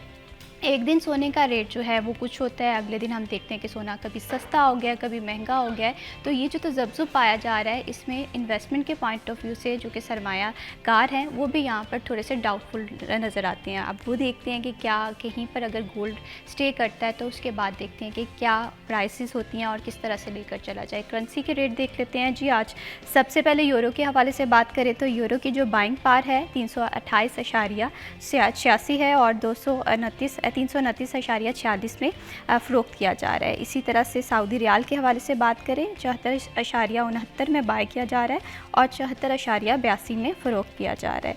यूएई दिरहम के हवाले से बात करें तो 76.32 में बाय किया जा रहा है और 76.45 में फ़रोख्त किया जा रहा है। यूके पाउंड की कीमत देखें 375.28 में बाय किया जा रहा है और 375.95 में फ़रोख्त किया जा रहा है। यूएस डॉलर की कीमत हम देख रहे हैं मुस्तहकम है, स्टे है। इसकी कीमत में US डॉलर 280.2 में बाय किया जा रहा है और 280.7 में फ़रोख्त किया जा रहा है। करेंसी के मजमूई तौर पे रेट्स हम देख रहे हैं कि स्टेबल हैं और एक जगह पे कीमत जो है वो रुकी हुई है, चाहे वो US डॉलर के हवाले से बात हो, पाउंड के हवाले से बात हो। लेकिन सोने के जो रेट है इसमें वेरिएशन पाई जा रही है, जो कि एक आम शहरी के लिए काफ़ी ज़्यादा मुतासिर कुन है। आने वाले दिनों में सोने का क्या रेट होगा इस हवाले से भी हम आपको अपडेट करते रहेंगे। ब्रेक पर जाने से पहले जी हम बात कर रहे थे किसानों के हवाले से। किसान काफ़ी ज़्यादा परेशान दिखाई दे रहे हैं। मामला जो हैं किसान की जानिब से ये कहा जाता है कि पॉलिसीज़ बनाएं और ऐसी पॉलिसीज़ बनाएं जिसके डायरेक्टली असरात हों और बेनिफिट हासिल हो। अगर किसान खुशहाल हो गया तो हम देखेंगे कि पाकिस्तान की ज़राअत जो है वो बेहतरी की जानिब जाएगी। हम कपास के हवाले से बात करें, गंदम के हवाले से बात करें, खाद के हवाले से बात करें, ये तमाम तर चीज़ें जो हैं वो आज के किसान को मुतासिर कर रही हैं। कल्लू साहब, मैं आपसे ये जानना चाहती हूँ कि अगर हम एक आम शहरी की ज़िंदगी देख रहे हैं कि मुतासिर हुई है, तो इसी तरह से किसान की ज़िंदगी भी मुतासिर हुई है। क्यों किसान का बेटा जो है वो आज के दौर में किसान नहीं बनना चाह रहा? दरअसल वजह यह है कि वो किसान का बेटा किसान क्यों नहीं बनना चाह रहा। उसकी वजह यह है कि मसलन आउटपुट कोई नहीं गी, इनकम कोई नहीं गी। इनकम ऑफ सोर्सेज जो घटणगे लामला उतों दुनिया माइग्रेट होकर अगे जाएगी। बिल्कुल इसी तरह ही किसान का पुत्र क्यों नहीं जा रहा कि उन्होंने महीने मेहनत तो बाद कुछ नहीं मिल रहा, उसका बस रोटी का गुजारा हो रहा है। सही। वो आंदा है कि क्यों ना मैं जाके मिल च काम करा तो उतों 1500 रुपये दिहाड़ी लैके आवां। इसी तरह ही मसलन एक मैं अर्ज़ करदा कि किस तरह किसान खुशहाल होएगा तो मुल्क खुशहाल होएगा। कपास की साड़ी फसल आ, कपास की बिजाई तो ला के बीजण वाले नूं, स्प्रे बेचण वाले नूं, चुनाई करने वाली उस औरत नूं, जिनिंग नूं, स्पिनिंग, मतलब वो स्पिनिंग, प्रिंटिंग, प्रेसिंग, वो कम से कम 38 मरलिया च गुजर के आन के दोबारा स्टिचिंग हो के एक इंसान के गल च पैंदा। बिल्कुल। वो जदों रूह ज़्यादा होएगी ना, वो रूह दे नाल उत्थों काम चलदा होया स्टिचिंग होण तक बंदे दे पैण तक 38 मरलियां चों उहदे नाल रिलेटेड किसान तो इलावा होर लोग भी होणगे। बिल्कुल। वो किस तरह होणगे, ਉਹਦੇ ਨਾਲ ਰਿਲੇਟਡ ਕਰਦਿਆਂ ਹੋਇਆਂ ਸਰਕਲ ਦੇ ਵਿੱਚ ਪੈਸਾ ਆਏਗਾ। ਜਦੋਂ ਸਰਕਲ 'ਚ ਪੈਸਾ ਆਏਗਾ, ਲਾਮਹੱਲਾ ਇੱਕ ਮਜ਼ਦੂਰ ਖੁਸ਼ਹਾਲ ਹੋਏਗਾ, ਸਪਿਨਿੰਗ ਵਾਲਾ, ਜਿਨਿੰਗ ਵਾਲਾ, ਪ੍ਰਿੰਟਿੰਗ ਵਾਲਾ, ਪ੍ਰੈਸਿੰਗ ਵਾਲਾ, ਸਟਿਚਿੰਗ ਵਾਲਾ, ਉਹ ਸਾਰੇ ਲੋਕ ਉਹਦੇ ਨਾਲ ਜੁੜਨਗੇ। ਉਹ ਜ਼ਿਆਦਾ ਫਰਾਵਾਨੀ ਨਾਲ ਪੈਸਾ ਆਏਗਾ। ਹੁਣ ਆਉਂਦੇ ਹਾਂ ਅਸੀਂ ਕਿ ਕਪਾਸ ਕਿਉਂ ਘੱਟ ਕਰ ਦਿੱਤੀ ਗਈ। ਉਹਦੇ ਵਿੱਚ ਕਿਉਂਕਿ ਜਿਹੜਾ ਸਰਮਾਇਆਦਾਰ ਸੀ ਉਹਦਾ ਘੱਟ ਪ੍ਰੋਫਿਟ ਸੀਗਾ। बिल्कुल।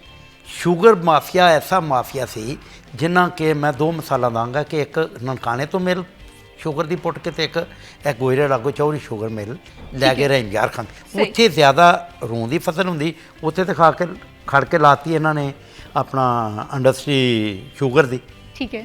ਉਹ ਸ਼ੂਗਰ ਇੰਡਸਟਰੀ ਦੇ ਜਿਹੜੇ ਮਾਫੀਆ ਦੇ ਲੋਕ ਸੀ ਉੱਥੋਂ ਸਾਤਾਰਾ ਕਾਲ ਜਿੱਥੋਂ ਸ਼ੂਗਰ ਇੰਡਸਟਰੀ ਜਿੱਥੋਂ ਕਿ ਰੂੰ ਹੋਣਾ ਸੀਗਾ ਉੱਥੇ ਕਮਾਦ ਹੋਣ ਲੱਗ ਪਿਆ। ठीक है। ਇਸੇ ਤਰ੍ਹਾਂ ਹੀ ਦੂਸਰਾ ਨੁਕਸਾਨ ਦਾ ਜ਼ਿਮੀਂਦਾਰ ਦਾ ਇੱਕ ਤਾਂ ਇਹ ਨੁਕਸਾਨ ਹੋਇਆ ਤੇ ਮੁਲਕ ਦਾ ਨੁਕਸਾਨ ਹੋ ਗਿਆ। ਦੂਸਰੇ ਨੰਬਰ 'ਤੇ ਜਦੋਂ ਅਸੀਂ ਜਾਵਾਂਗੇ ਚੜ੍ਹਦੇ ਪਾਸੇ ਨੂੰ, ਵਜ਼ੀਰਾਬਾਦ, ਹਾਫਸਾਬਾਦ, ਗੁਜਰਾਂਵਾਲਾ, ਸਿਆਲਕੋਟ, ਸ਼ੇਖਪੁਰਾ ਵਗੈਰਾ, ਇਹਦੇ ਵਿੱਚ ਸਾਡੀ ਸੀਗੀ ਜ਼ਿਆਦਾ ਫਸਲ ਮੂੰਜੀ ਜਿਹਨੂੰ ਅਸੀਂ ਚਾਵਲ ਖਾਂਦੇ ਹਾਂ। ਇਹ ਤੋਂ ਅਸੀਂ ਬਹੁਤ ਜ਼ਿਆਦਾ ਜ਼ਰੇ ਮੁਬਾਦਲਾ ਕਮਾਉਂਦੇ ਸੀਗੇ। ਇਹ ਜਿਹੜੇ ਮਿਡਲਮੈਨ ਜਾਂ ਦਰਮਿਆਨ ਵਾਲੇ ਲੋਕ ਸੀ ਜਾਂ ਜਿਹੜੇ ਐਕਸਪੋਰਟ ਕਰਦੇ ਸੀ, ਉਹਨਾਂ ਨੇ ਦੜਾ ਮਾਰ ਕੇ ਚੌਲਾਂ ਦਾ ਵਿੱਚ ਨਾਕਸ ਚਾਵਲ ਇਸਤੇਮਾਲ ਕਰਨਾ ਸ਼ੁਰੂ ਕਰ ਦਿੱਤਾ। ਉਹ ਬਾਹਰ ਮਾਰਕੀਟ ਇਹਨਾਂ ਕੋਲੋਂ ਖੋ ਕੇ ਇੰਡੀਆ ਲੈ ਗਿਆ। बिल्कुल। ਦੂਸਰੇ ਨੰਬਰ 'ਤੇ ਇਹ ਜ਼ਿਆਦਾ ਨੁਕਸਾਨ ਹੋਇਆ। ਉਹ ਲਾਮਹੱਲਾ ਗੱਲ ਹੈ, ਜਦੋਂ ਮੁਲਕ ਦਾ ਨੁਕਸਾਨ ਹੋਏਗਾ ਉਹ ਜ਼ਿਮੀਂਦਾਰ ਦਾ ਨੁਕਸਾਨ ਹੈ।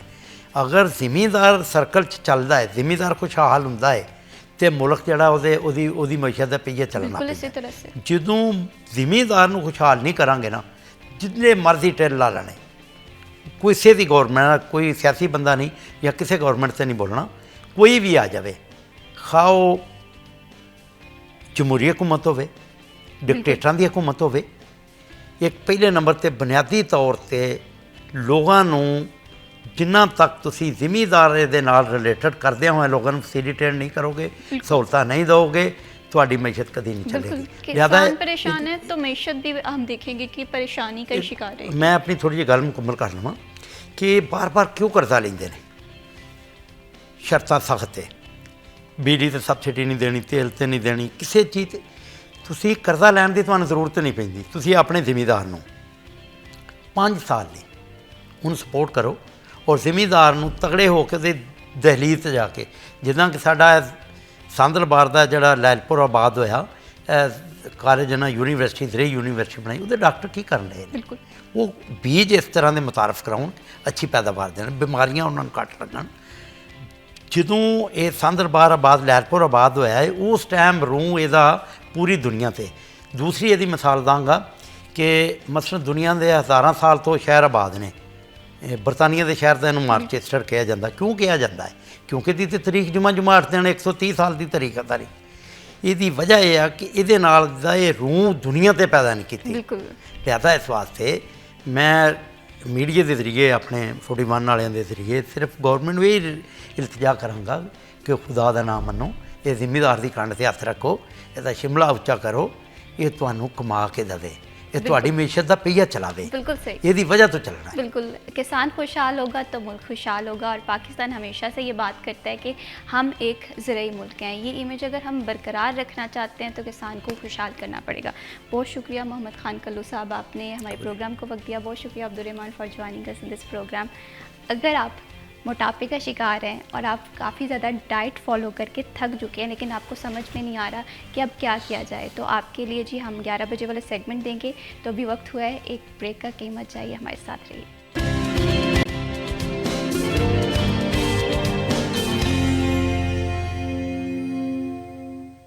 Welcome back after the break. आप देख रहे हैं सिटी एट 10। बढ़ाते हैं जी प्रोग्राम को आगे और बात करते हैं आपकी सालगिरह के दिन के हवाले से, आपकी सेलिब्रेशंस के हवाले से। मैं हमेशा से कहती हूँ कि आपकी सेलिब्रेशंस जितनी इंपॉर्टेंट आपके लिए उतनी ही हमारे लिए भी हैं। आपकी सेलिब्रेशंस को, आपके बर्थडे को हम शामिल करेंगे सिटी एट 10 में। इसके लिए आपको बर्थडे के हवाले से पिक्चर्स या वीडियोज़ हमें व्हाट्सएप करनी है। आज की सालगिरह देख लेते हैं जी। आज की जो सालगिरह है वो हमारे साथ मौजूद है DMS जनरल हस्पताल गुलाम मोहम्मदाबाद के डॉक्टर फैसल राना साहब की। Wishing you very very happy birthday. Allah Taala आपको लंबी ज़िंदगी अता करे, आप बेशुमार लोगों के लिए इसी तरह से आसानियाँ पैदा करते रहें। देखते हैं ये clip. Happy birthday, happy birthday, happy birthday to you. Happy birthday to you. Happy birthday to you.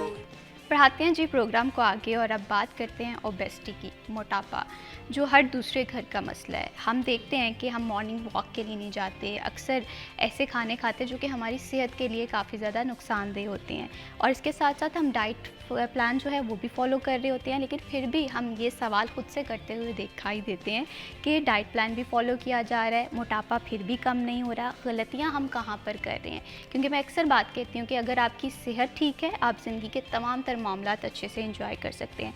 मोटापा अगर आपको होगा, आप देखेंगे कि आपको हाई ब्लड प्रेशर का मसला भी हो सकता है, आपकी शुगर जो है वो भी बढ़ सकती है, जो हार्ट अटैक के प्रॉब्लम्स हैं वो भी हम देखते हैं कि अक्सर औकात लोगों को मोटापे की वजह से आ रहे होते हैं। ऐसे बेशुमार इश्यूज़ हैं जिसकी वजह से कहा जाता है कि मोटापा तमाम बीमारियों की जड़ है। इस जड़ से हमने छुटकारा हासिल करना है। कैसे करना है? फ़ौरन से हम इसका डाइट प्लान जानेंगे ताकि आप लोगों के लिए आसानी हो। अगर आप भी डाइट प्लान फॉलो कर करके थक चुके हैं तो ये प्रोग्राम ख़ास तौर पे आपके लिए तरतीब दिया गया है। हमारे साथ मौजूद है माहिर ग़िज़ाइयत और न्यूट्रिशनिस्ट डॉक्टर सरैया अख्तियार साहिबा, जिनकी टिप्स, जिनकी जो गाइडलाइंस हैं उन्हें फॉलो करके बहुत सारे लोगों ने मोटापा जो है वो दिनों में कम किया है। आइए खुशामदीद कहते हैं। अस्सलाम वालेकुम। वालेकुम अस्सलाम। कैसे हैं आप? अल्हम्दुलिल्लाह fine. Thank you so much for joining us in this programme. Suraiya Akhtiyar साहिबा, और इन्हीं के साथ हमें ज्वाइन किया है न्यूट्रिशनिस्ट हैं रुबात इख्तियार ने, और इनकी एक्सपर्टीज़ भी डाइटिशियन में काफ़ी ज़्यादा है। ये खुश आमदीद कहते हैं। अस्सलाम वालेकुम। वालेकुम कैसी हैं रुबात आप? Good, thank you so much. Thank you so much for joining us in this programme. Suraiya साहिबा, आपसे गुफ्तगू का आगाज़ करेंगे। हम देखते हैं जब भी हम मोटापा के हवाले से बात करते हैं, ओबेसिटी के हवाले से बात करते हैं, तो ये आजकल बहुत ज़्यादा बढ़ चुकी है। बस सवाल ये आता है कि क्या ये हमारी अपनी लापरवाही का नतीजा है? कुछ लोग कहते हैं कि शायद हार्मोन्स इम्बैलेंस्ड हैं, इस वजह से मोटापा बढ़ रहा है। आप इसकी रीज़न्स या वजूहात क्या देखती हैं? सबसे पहले तो मैं बहुत शुक्रगुजार हूँ सिटी 41 की, कि जो हमेशा ही सेहत के मामले में बहुत आगे हैं और लोगों को बहुत अवेयरनेस देते हैं। तो अल्लाह करे कि ये आपका मिशन जारी रहे।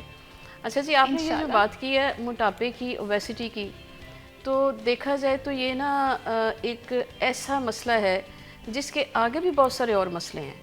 यानी जनरली अगर कोई बात करता है ना ओबेसिटी की, मोटापे की, तो उसके साथ साथ उसके अक्सर हमारे जो क्लाइंट्स होते हैं ना, उनका ब्लड प्रेशर हाई होना, शुगर होना और बहुत सारे मामलात होते हैं। अब अगर हम देखें कि इसकी वजूहात क्या हैं, तो वजूहात काफ़ी डिफरेंट है।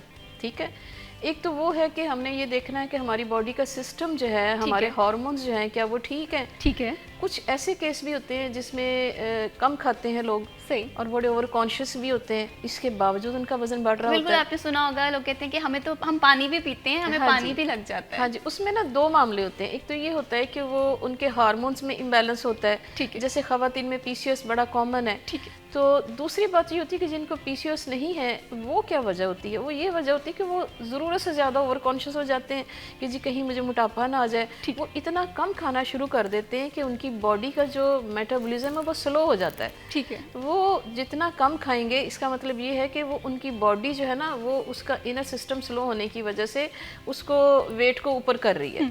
सो हमें अपना मेटाबॉलिज्म इन्हांस करना होता है और उसके लिए खाना ज़रूरी है। सही। और खाना क्या है, यही बहुत बड़ा फ़न है। ठीक है, खाने में ये होता है कि लो कैलोरिक आप डाइट लें, और खाने पीने में कॉमन सेंस की बात है कि जो ऐसी चीज़ें हेल्थ हैज़र्ड है उसके बड़ी अवेयरनेस है, बड़ी इस पे बात हो रही है। तो फर्दर भी इंशाल्लाह इसी प्रोग्राम में हम इसकी वजूहात के साथ साथ इसको कैसे बेहतर किया जा सकता है इस पे बात करेंगे, और जो भी आपको समझ आती है कि हाँ ये बिल्कुल इसी चीज़ें तरह से। इस दौर में अवेयरनेस देनी ज़रूरी है, वो इंशाल्लाह हम करेंगे। बिल्कुल, मोटापा के हवाले से यही बात होती है कि हम देखते हैं कि अक्सर औक़ात हम खाना छोड़ देते हैं, लेकिन सेहतमंद ज़िंदगी के लिए बैलेंस डाइट बहुत ज़्यादा ज़रूरी है। हम में से बहुत सारे लोग हैं, अगर वेट लॉस की जानिब जाते हैं वो खाना बंद कर देते हैं, वो इससे बैलेंस डाइट समझ रहे होते हैं, और जो लोग वेट गेन करना चाहते हैं वो खाना बहुत ज़्यादा खाने लग जाते हैं, वो बैलेंस डाइट इस चीज़ को समझ रहे होते हैं। लेकिन आज हम समझेंगे कि एक्चुअल में बैलेंस डाइट होती क्या है। इस पर बात मैं आपसे ये जानना चाहती हूँ, बैलेंस डाइट को अगर हम एक इसकी आसान या सादा डेफिनेशन समझने की कोशिश करें तो आपकी नज़र में क्या है? First of all thank you so much. Okay, so balance diet एक ऐसी डाइट है जिसमें हम सारे अपने न्यूट्रिएंट्स इंक्लूड करते हैं। फॉर एग्जांपल उसमें कार्ब्स होते हैं, फाइबर होता है, फैट्स होती हैं, प्रोटीन होती हैं, मिनरल्स होते हैं एंड वाटर। ये सारी चीज़ों को मिला के जब हम एक अपनी मील बनाते हैं ना, तो उसको हम एक बैलेंस्ड जो है वो डाइट कहते हैं। ठीक है, जिसमें हर चीज़ का एक डिफरेंट पोर्शन सेट किया होता है हमने। फॉर एग्जांपल एक माई प्लेट है, ठीक है, जिसमें एक आप कह लें वर्ल्ड वाइडली जो कि रिकग्नाइज जिसे हम कहते हैं कि फूड प्लेट होती है, उसमें एक हर चीज़ का एक पोर्शन बनाया जाता है। फॉर एग्जांपल कार्ब्स का अलग पोर्शन है, उसमें प्रोटीन का अलग है, आपका फैट्स का अलग है, और आपकी जो अलग मिल्क पोर्शन है वो अलग है। ठीक है, तो उन सबको मिला के जब हम एक मील बनाते हैं तब उसको हम एक बैलेंस डाइट कहते हैं। ठीक है, बिल्कुल इसी तरह से। अब आप खुद से ज़रा सवाल करें कि आप बैलेंस डाइट ले रहे हैं या नहीं ले रहे, क्योंकि यहाँ पर अक्सर गलतियाँ होती हैं, और हम अक्सर ये बात करते हैं कि डाइट प्लान हम फॉलो कर रहे हैं लेकिन उसके असरात हमें उस तरह से नहीं नज़र आते। मैडम, आपसे मैं ये भी जानना चाहती हूँ कि जब भी हम मोटापा कम करने के हवाले से बात करते हैं तो हम बेशुमार चीज़ें छोड़ देते हैं। अक्सर आपने भी देखा होगा कि सोशल मीडिया पे बात की जाती है कि जो लोग मोटापा कम करना चाहते हैं सबसे पहले रोटी छोड़ें। तो आप क्या समझती हैं कि रोटी जो है ये वाकई मोटापे का सबब बन रही है? चावल भी छोड़ देने चाहिए, रोटी भी छोड़ देनी चाहिए, ये वाकई मोटापा बढ़ाती हैं? देखिए, एक ना मिथ ही बन गई है ये कि जी वीट बंद कर दें। मेरी नज़र में ये बात गलत है। वो जैसा कि रुबात ने बात की है कि हर चीज़ का ना एक पोर्शन होता है, उसकी एक परसेंटेज होती है जिसको आपने अपनी लाइफ में रखना है।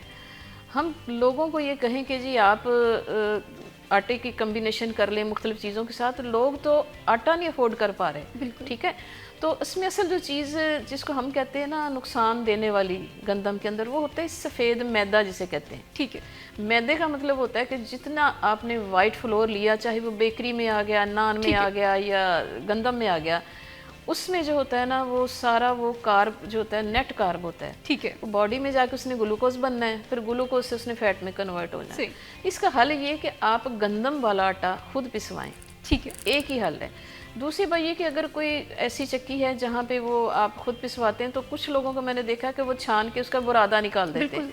वो बुरादा ही तो सारी अच्छी चीज़ है, उसके अंदर फाइबर भी है, विटामिन्स भी हैं। तो ये तो बहुत अच्छी बात है कि अगर लोगों को हम ये कहें कि सिर्फ आप अपना पोर्शन कंट्रोल कर लें।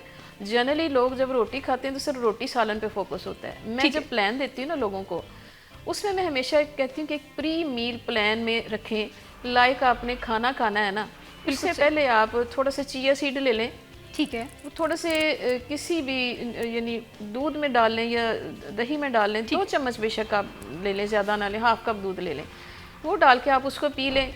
जब आप पी लेंगे तो आपके स्टमक के अंदर फुलनेस आ जाएगी। ठीक है। उसके अलावा भी अल्लाह की ज़ात ने बहुत सारी ऐसी चीज़ें रखी हैं जिनको हम खाने से पहले थोड़ा सा वो मुंह में डाल लेंगे, जैसे इसबगोल का छिलका हो गया, तुखम बलंगा हो गया, फिर इसके अलावा कुछ किचन ही के बनी हुई जैसे कुछ चीज़ें होती हैं, मेरे पास भी है, ये मैं आपको लेटर ऑन बताऊँगी कि ये 1 टीस्पून अगर आप मुंह में रख के पानी पी लेते हैं ना, आपके स्टमक में फुलनेस आ जानी। ठीक है। फिर जहाँ आपने 2 रोटियां खानी ना, आपसे एक भी नहीं खाई जाए। ठीक है, ये उन लोगों के लिए जो बहुत ज़्यादा खाना जो खाते ज़्यादा हैं खाते और हैं, हाँ डाइट जी। प्लान फॉलो करते हुए उन्हें मुश्किल आती है।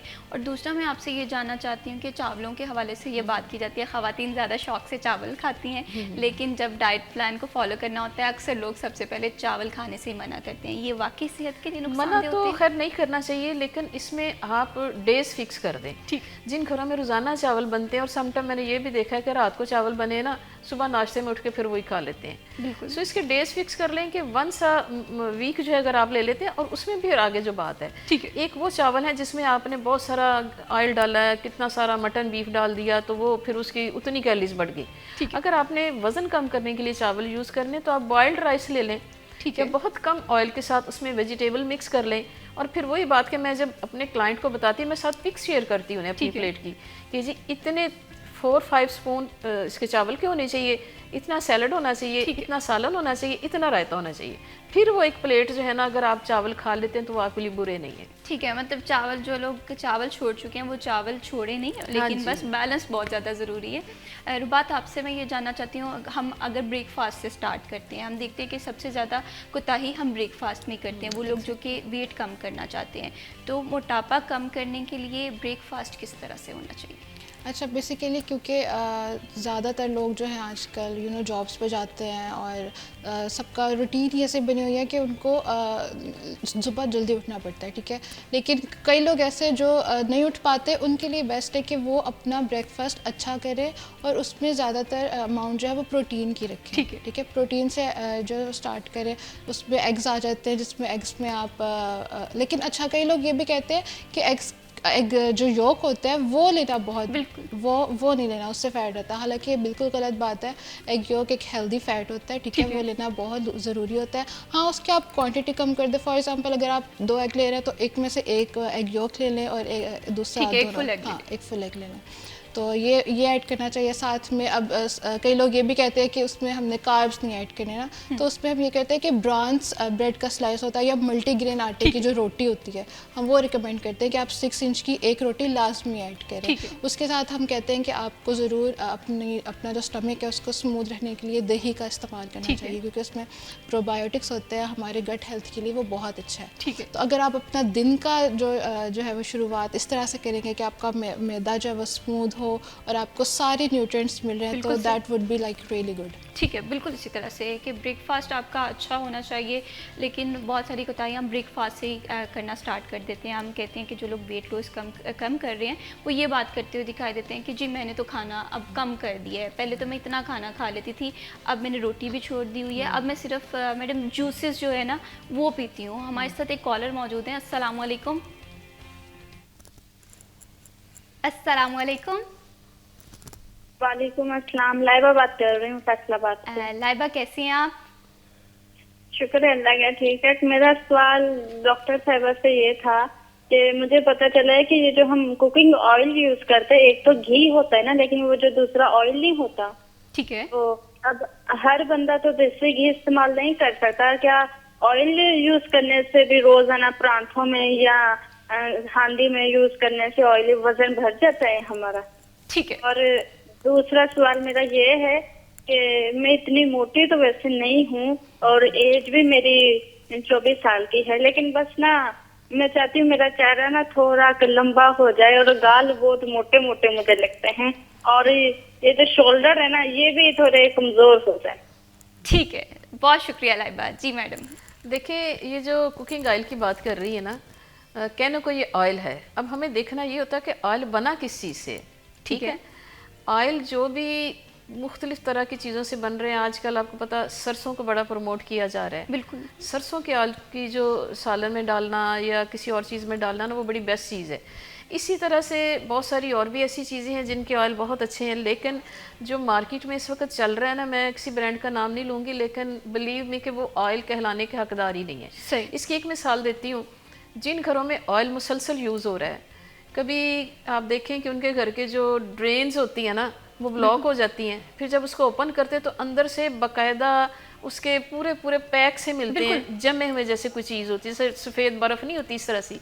सो अंदाज़ा करें कि वो ऑयल जिसने घर की ड्रेन्स को बंद कर दिया, क्या वो दिल की नालियों को बंद नहीं करेगा? अच्छा, अब मजबूरी ये कि हर बंदा जो है ना वो इस तरफ नहीं जा सकता, उसे अंदाज़ा ही नहीं होता कि कौन सा ऑयल यूज़ करना ज़रूरी है। हर बंदा देसी घी भी अफोर्ड नहीं कर सकता। तो पहली तो ये बात है कि कोशिश करें कि जितना कम से कम ऑयल आप इस्तेमाल करें। दूसरी बात ये कि ये जो मीट में ऑयल इस्तेमाल करते हैं ये तो बिल्कुल गलत है। ठीक है। देखिए, अल्लाह की ज़ात ने मीट के अंदर, चाहे मटन है चाहे बीफ है, एक ख़ास मिकदार में घी रखा हुआ है, नेचुरल ऑयल मौजूद है। नेचुरल। एक होता है विजिबल फैट जो आपको नज़र आता है, जिसको हम चर्बी बोलते हैं। वो तो चले आपने हटा दिया, बल्कि अब तो कहते हैं कि चर्बी भी बहुत अच्छी है, अब वो भी खा लिया करें कभी कभार।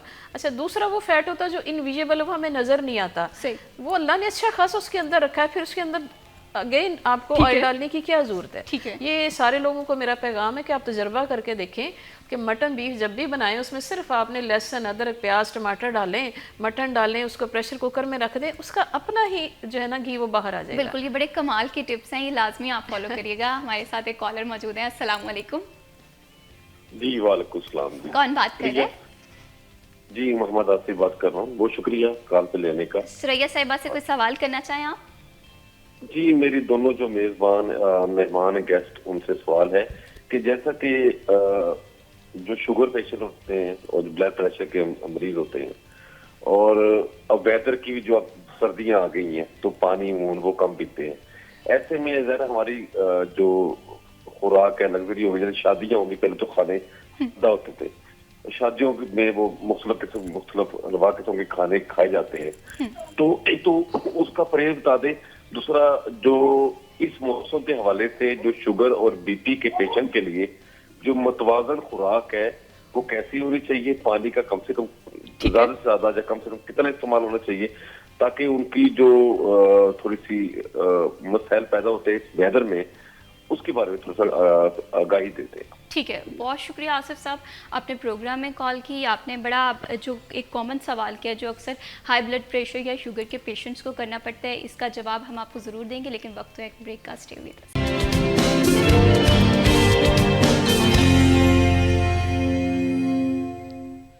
Welcome back after the break. आप देख रहे हैं सिटी एट 10 और बात हम कर रहे हैं मोटापे के हवाले से, ओबेसिटी के हवाले से। बहुत सारे लोगों को ये मसला है। अगर आप भी इस मसले से दो चार हैं, डाइट प्लान फॉलो करके थक चुके हैं, कोई सवाल है आपके जहन में, आप कॉल कर सकते हैं सिटी एट 10 में। माहिर ग़िज़ाइयत हमारे साथ मौजूद हैं जो कि आपके हर सवाल का जवाब देंगी और आपको बताएंगे कि आप कहाँ पर गलती कर रहे हैं और इस गलती को किस तरह से दुरुस्त किया जाए। डॉक्टर सुरैया अख्तियार साहिबा, जैसे कि ब्रेक पर जाने से पहले आसिफ साहब की कॉल आई थी और उन्होंने बड़ा कॉमन सा सवाल किया था जो कि अक्सर उन लोगों का सवाल होता है जिन्हें हाई ब्लड प्रेशर भी है, जिन्हें शुगर भी है। तो एहतियात किस तरह से करें, कौन सी खुराक खाएं, पानी कितना इस्तेमाल करें, और दूसरा ये कि शादियों का भी सीज़न है, शादियां अटेंड करना भी ज़रूरी होता है और वहाँ पर खाने में एहतियात किस तरह से कीजिए। सबसे पहले तो मैं आसिफ साहब की शुक्रगुजार हूँ कि वो अपनी सेहत के लिए एक डाइटिशियन से पूछ रहे हैं, ठीक, वरना हमारे यहाँ तो सारी ज़िंदगी सिर्फ मेडिसिन पे लोग रहे। तो अगली बात आसिफ साहब आपको ये बता दूं कि अब जो बात है ना वो डाइट प्लान से आगे चली गई है।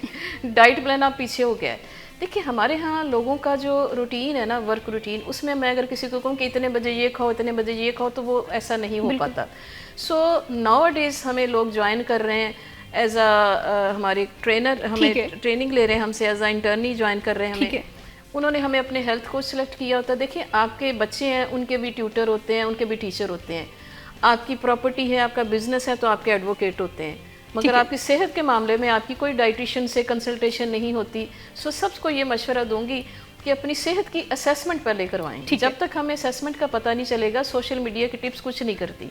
बिल्कुल। अगली बात ये है कि आपको किसी को भी अगर शुगर है तो शुगर में जो चंद एक चीज़ें हैं उनको जेहन में रखना है। एक तो डी स्ट्रेस करें अपने आप को, क्योंकि जब तक आप मेंटली रिलैक्स नहीं होंगे आपका पेनक्रियाज जो है वो प्रॉपर काम नहीं करेगा। इसमें नींद पूरी करना, आपका प्रॉपर ऑक्सीजन इनहेल करना, ठीक है, यानी आप खुली जगह पे बैठे ऑक्सीजन लें ताकि आपके लंग्स में ऑक्सीजन जाए। फिर उसके बाद पानी ज़्यादा पीना। 3 चीज़ें वो हैं जिसके लिए आपको पैसा लगाने की ज़रूरत नहीं होती। ठीक है, पहले तो ये कर लें। अगली बात ये है कि आप फाइबर ज़्यादा कर दें। फाइबर में क्या, सब्जियाँ, सलाद और कम मीठे फल, एक बात। अगली बात मैं पहले भी कर रही थी कि हर बंदा सलाद भी नहीं खा सकता, तो मैं अपने क्लाइंट्स को मशवरा देती हूँ कि जो खा सकता है ना वो अपनी गाड़ी में खीरे भी रख ले, मूली भी रख ले, अगर वो ट्रैवल कर रहा है ठीक है, उसमें गाजर भी रख ले, कुछ इसमें हरज वाली बात नहीं, फ्रूट्स भी रखे जा सकते हैं। एक तो ये बात। दूसरी बात ये कि कोई ऐसा मामला है कि आपसे कुछ भी नहीं सलाद खाया जाता, आप कहते हैं मुझे पसंद नहीं है, मुझे हजम नहीं होता, इस तरह के भी केसेस होते हैं, तो फिर डाइटिशियन से रब्ता करें, वो आपको कुछ चीज़ें ऐसी बताएंगी जिसे हम सॉल्युबल फाइबर कहते हैं, जिसमें चिया सीड आ जाते हैं, जिसमें तुखम बलंगा आ जाती हैं, इस तरह के। और मेरे पास ये है, ये टोटल घर की चीज़ें हैं जी, आपके किचन में मौजूद होती हैं टोटल। अगर इसकी मैं लिस्ट बताऊं, टोटल घर की किचन की चीज़ें। लेकिन मसला ये है कि हर बंदा खुद हर चीज़ नहीं बना सकता, इसकी ख़ास कंपोजिशन होती है। अगर ये आप 1 टीस्पून खा लेते हैं, साथ 1 गिलास पानी का पी लेते हैं, तो it will give you fibre equal to half plate of salad. ठीक है। अब नहीं खाया जाता तो अल्लाह ने हर चीज़ का एक रास्ता बताया इसी तरह से। सो शुगर के लिए ये है कि आप हल्दी का इस्तेमाल करें। हमारे पास, मैं चूँकि एक डाइटिशियन तो मैं हुई, इसके साथ मैं क्वालिफाइड हर्बलिस्ट भी हूँ। ठीक है। सो मैं टोटल इलाज लोगों का हर्बल चीज़ों से करती हूँ, घर के किचन से करती हूँ। सो आप रब्ता करें, हम इंशाल्लाह आपको गाइड करेंगे कि आपकी डेली खाने में या कोई ऐसी रूटीन रखें कि जिसमें वो चीज़ें शामिल हो जो शुगर कंट्रोल करती हैं। आप दालचीनी का इस्तेमाल करें, आपके घर में मौजूद होती है, उसका पाउडर बना के रख लें। 1 कप आप मिल्क ले लें, उसमें हाफ टी स्पून दालचीनी पाउडर ऐड कर लें, थोड़ी सी हल्दी ऐड कर लें। अगर 1 कप रोज़ाना आपका पी लेंगे तो आपकी शुगर बहुत अच्छी कंट्रोल हो जाएगी। दूसरी बात ये है कि जब आपने ये एहतियातें करनी है तो फिर शादी पे जाना तो फिर बेहतियाती फिर हो जानी है। बिल्कुल, तो घर ही से कुछ खा के जाएं, और वो क्या खा के जाएं, सैलड घर से सादा सैलड खा जाएं, या ये जो मैंने बताया आपको कि पाउडर आपने बनाया हुआ हर्बल पाउडर है जी, आप 1 टीस्पून खा जाए, इसमें लैक्सेटिव चीज़ें भी हैं, आपने घर से खा के जाना है। वहाँ कुछ बेहतियाती हो जाती है, लेकिन मैं ये भी कहूँगी कि वहाँ बराए मेहरबानी कोल्ड ड्रिंक ना पिएं, ठीक है, नान मत खाएं आप, प्रोटीन पे कोई मसला नहीं होता, ग्रिल्ड चीज़ें होती हैं, सैलड्स होती हैं, उस पर फोकस रखें आप। और जैसे ही ये घर से खा के जाएंगे, चाहे चिया सीड घर से लेके जाएं आप या ये वाला पाउडर लेके जाएं, जब आपने वापस आना तो हर चीज़ आपकी इंटेस्टाइन से क्लीन हो जाएगी। आपने तो शादी पे जाने का मकसद ही ख़त्म कर दिया है। ये लोगों की टेंशन हमने ख़त्म कर दी कि शादी पे जाना तो क्या करना है, तो हमारे पास हल है। मसला सिर्फ ये है कि हमसे कंसल्टेशन तो करें ना, हमारे साथ सेशन रखें। मैं एक टिप में आपकी ज़िंदगी बदल नहीं सकती। बिल्कुल, इसके लिए आजकल बहुत अवेयरनेस आ गई, अल्हम्दुलिल्लाह लोग हमारे साथ सेशन करते हैं, जिसमें हम साइकोलॉजिकली भी उन्हें ट्रीट करते हैं और उनकी हेल्थ हैबिट्स को हम इम्प्रूव करते हैं। बिल्कुल, अपनी सेहत पे अगर आप कंप्रोमाइज़ नहीं करना चाहते तो आपको कंफर्ट जोन से बाहर निकलना पड़ेगा। ओबेसिटी एक मसला नहीं है, इस मसले से बेशुमार बीमारियां जुड़ी हुई हैं। जैसे मैं बार बार कह रही थी कि ब्लड प्रेशर का आपको इशू इससे ज़्यादा बढ़ सकता है, डायबिटीज़ बढ़ सकती है, दिल की शरियानें जो हैं वो बंद हो सकती हैं। तो ये तमाम तर मसले जो हैं वो सिर्फ आपके नहीं हैं, आपकी वजह से फैमिली भी सफ़र करेगी। तो एक हेल्दी लाइफस्टाइल को अपनाएं। रुबात, मैं आपसे ये जानना चाहती हूँ, अगर लाइफस्टाइल के हवाले से बात करें, हम अक्सर कहते हैं कि एक हेल्दी लाइफस्टाइल होना चाहिए, तो आप हेल्दी लाइफस्टाइल को किस तरह से, किन लफ्ज़ों में बयान करती हैं? अच्छा, देखिए, जिस तरह हेल्दी लाइफस्टाइल हमारे नबी ने भी हमें बताया हुआ है कि सुबह जल्दी उठने से और रात को जल्दी सोने से पहले, जिस तरह early to bed early to rise makes a man healthy wealthy and wise, ये हम बचपन से सुनते आ रहे हैं, लेकिन इस पर कभी हमने गौर ही नहीं किया कि इसका मतलब क्या है। तो इसका इस तरह से है कि अपनी लाइफस्टाइल को सुबह अर्ली उठने से लेकर रात सोने से रात सोते वक्त तक किस तरह से मैनेज करना है वो डिपेंड करता है अब आप पे। अब अक्सर लोगों का काम ही जो है वो रात को शुरू होता है ना, तो वो उनको ये चाहिए कि अपनी वर्क रूटीन इस तरह के बनाएं कि आप अपनी स्लीप साइकिल भी पूरा रखें, अपने ईटिंग पैटर्न्स भी पूरे रखें, और जो आप खा रहे हैं फिर उसको कैलोरीज बर्न भी करें। ठीक है, अब ये होता है कि वो रात को खाते हैं, फिर सारा दिन सोए रहते हैं और फिर उन्हें पता नहीं होता, फिर वो कहते हैं कि हम मोटे भी हो रहे हैं और हमारा पेट भी बाहर आ रहा है। तो सारा कुछ चीज़ कुछ भी करना मना नहीं होती है, लेकिन उसको किस तरह से करना है वो मैटर। ठीक है, तो बात मैंने ये भी बात सुनी है, जो लोग अक्सर नाइट शिफ्ट करते हैं वो कहते हैं कि हम 2 से 3 घंटे की नींद लेते हैं, हमारी नींद पूरी हो जाती है। तो क्या ये प्रैक्टिस ठीक है? मुझे तो नहीं पता, क्योंकि मेरी तो खुद की कभी इस तरह से पूरी नहीं हुई, लेकिन रेकमेंड किया जाता है कि आपकी 8 आवर्स जो है स्लीप वो मुकम्मल होना चाहिए, क्योंकि ये भी होता है कि जब इंसान सो रहा होता है तो उसकी बॉडी जो है वो हील करती है। ठीक है, तो नींद लेना बहुत इंपॉर्टेंट है आपके जिस्म के हीलिंग के लिए भी और आपके मेंटल स्ट्रेस को जो है वो अवॉइड करने के लिए। ठीक है, और इस वजह से मोटापा भी बढ़ जाता है। एग्जैक्टली, स्ट्रेस हार्मोन्स जो है हमारी बॉडी फिर रिलीज़ करती है और फिर वो एज अ फैट जो है ना वो हमारे बेली के ऊपर जो है ज़्यादा स्टोर हो जाते हैं। इस तरह से जो है बिल्कुल होते सही। लाइफस्टाइल आप अपना ठीक कर लेंगे तो आप देखेंगे कि आपके बेशुमार मसाइल हैं वो हल हो जाएंगे। वो ब्लड प्रेशर का मसला है, वो ज़ियाबतीस का मसला है, वो दिल की शरियानों का मामला है, ये सारी चीज़ें कनेक्ट कर रही होती हैं। एक सर्कल है हमारी सेहत पे, हम किस चीज़ को प्रायोरिटी देते हैं। और सॉरी टू से, जब भी हम सेहत के हवाले से बात करते हैं तो मैं अक्सर ये बात कहती हूँ कि हम अपनी सेहत को उस तरह से प्रायोरिटी नहीं देते जितनी ज़रूरत होती है। डाइट प्लान फॉलो करते हुए कौन सी गलतियाँ आप लोग करते हैं, इस पर भी जी बात करेंगे। वक्त है ब्रेक का, स्टे विद अस।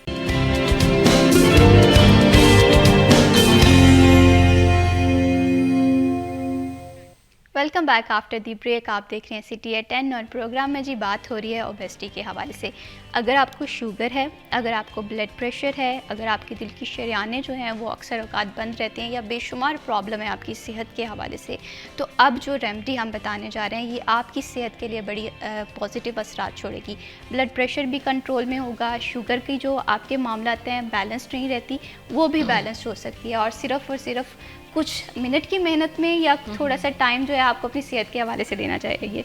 तो डॉक्टर सरैया साहिबा, मैं चाहती हूँ कि बगैर किसी ताख़ीर के आप जल्दी से वो रेमेडी बताएं ताकि वो लोग जो कि अपनी सेहत के मसाइल को लेकर परेशान है, जिन्हें शुगर भी है, जिन्हें ब्लड प्रेशर का मसला है, दिल में भी अक्सर औकात दर्द रहती है, तो वो कैसे इस मसले से छुटकारा पा सकते हैं सिर्फ एक रेमेडी को फॉलो करके। सबसे पहले तो ये बात है कि देखें, सारी चीज़ों का इलाज जो है ना आपके घर के किचन और किचन गार्डन से होना चाहिए। तो ये सारी वही चीज़ें हैं जो आपको बड़ा इजीली अवेलेबल हैं। अगर आपके घर में नहीं है तो मार्केट में अवेलेबल हैं।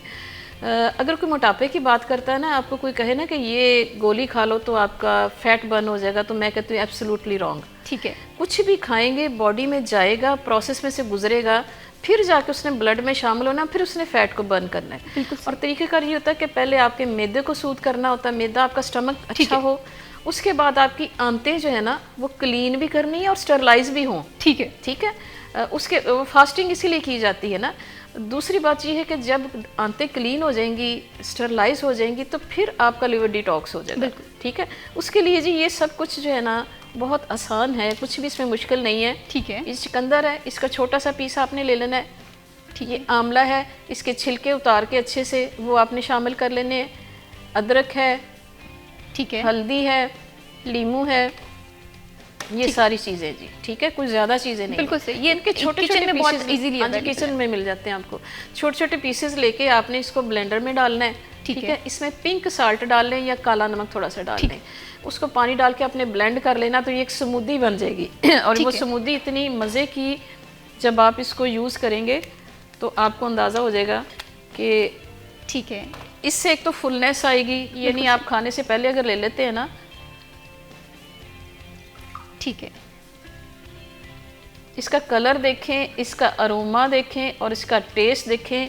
ये ऑर्गेनिक ड्रिंक है, 1 मिनट में बनने वाली है। Just like orange juice. Orange juice taste भी इसका ऐसा है। आप इसका टेस्ट चेक करें, बिलीव मी कि ये इतना मज़ा भी देगा और आपकी अंदर की क्लिनजिंग कर देगा ये। ठीक है, ये वो लोग भी पी सकते हैं जो कि वेट कम नहीं करना चाहते, अपना वेट जो है वो बात बैलेंस पता करना क्या चाहते हैं। ये सिर्फ वेट कम करने के लिए नहीं है, ये है मैदे को सेट करने के लिए, आंतों को क्लीन करने के लिए।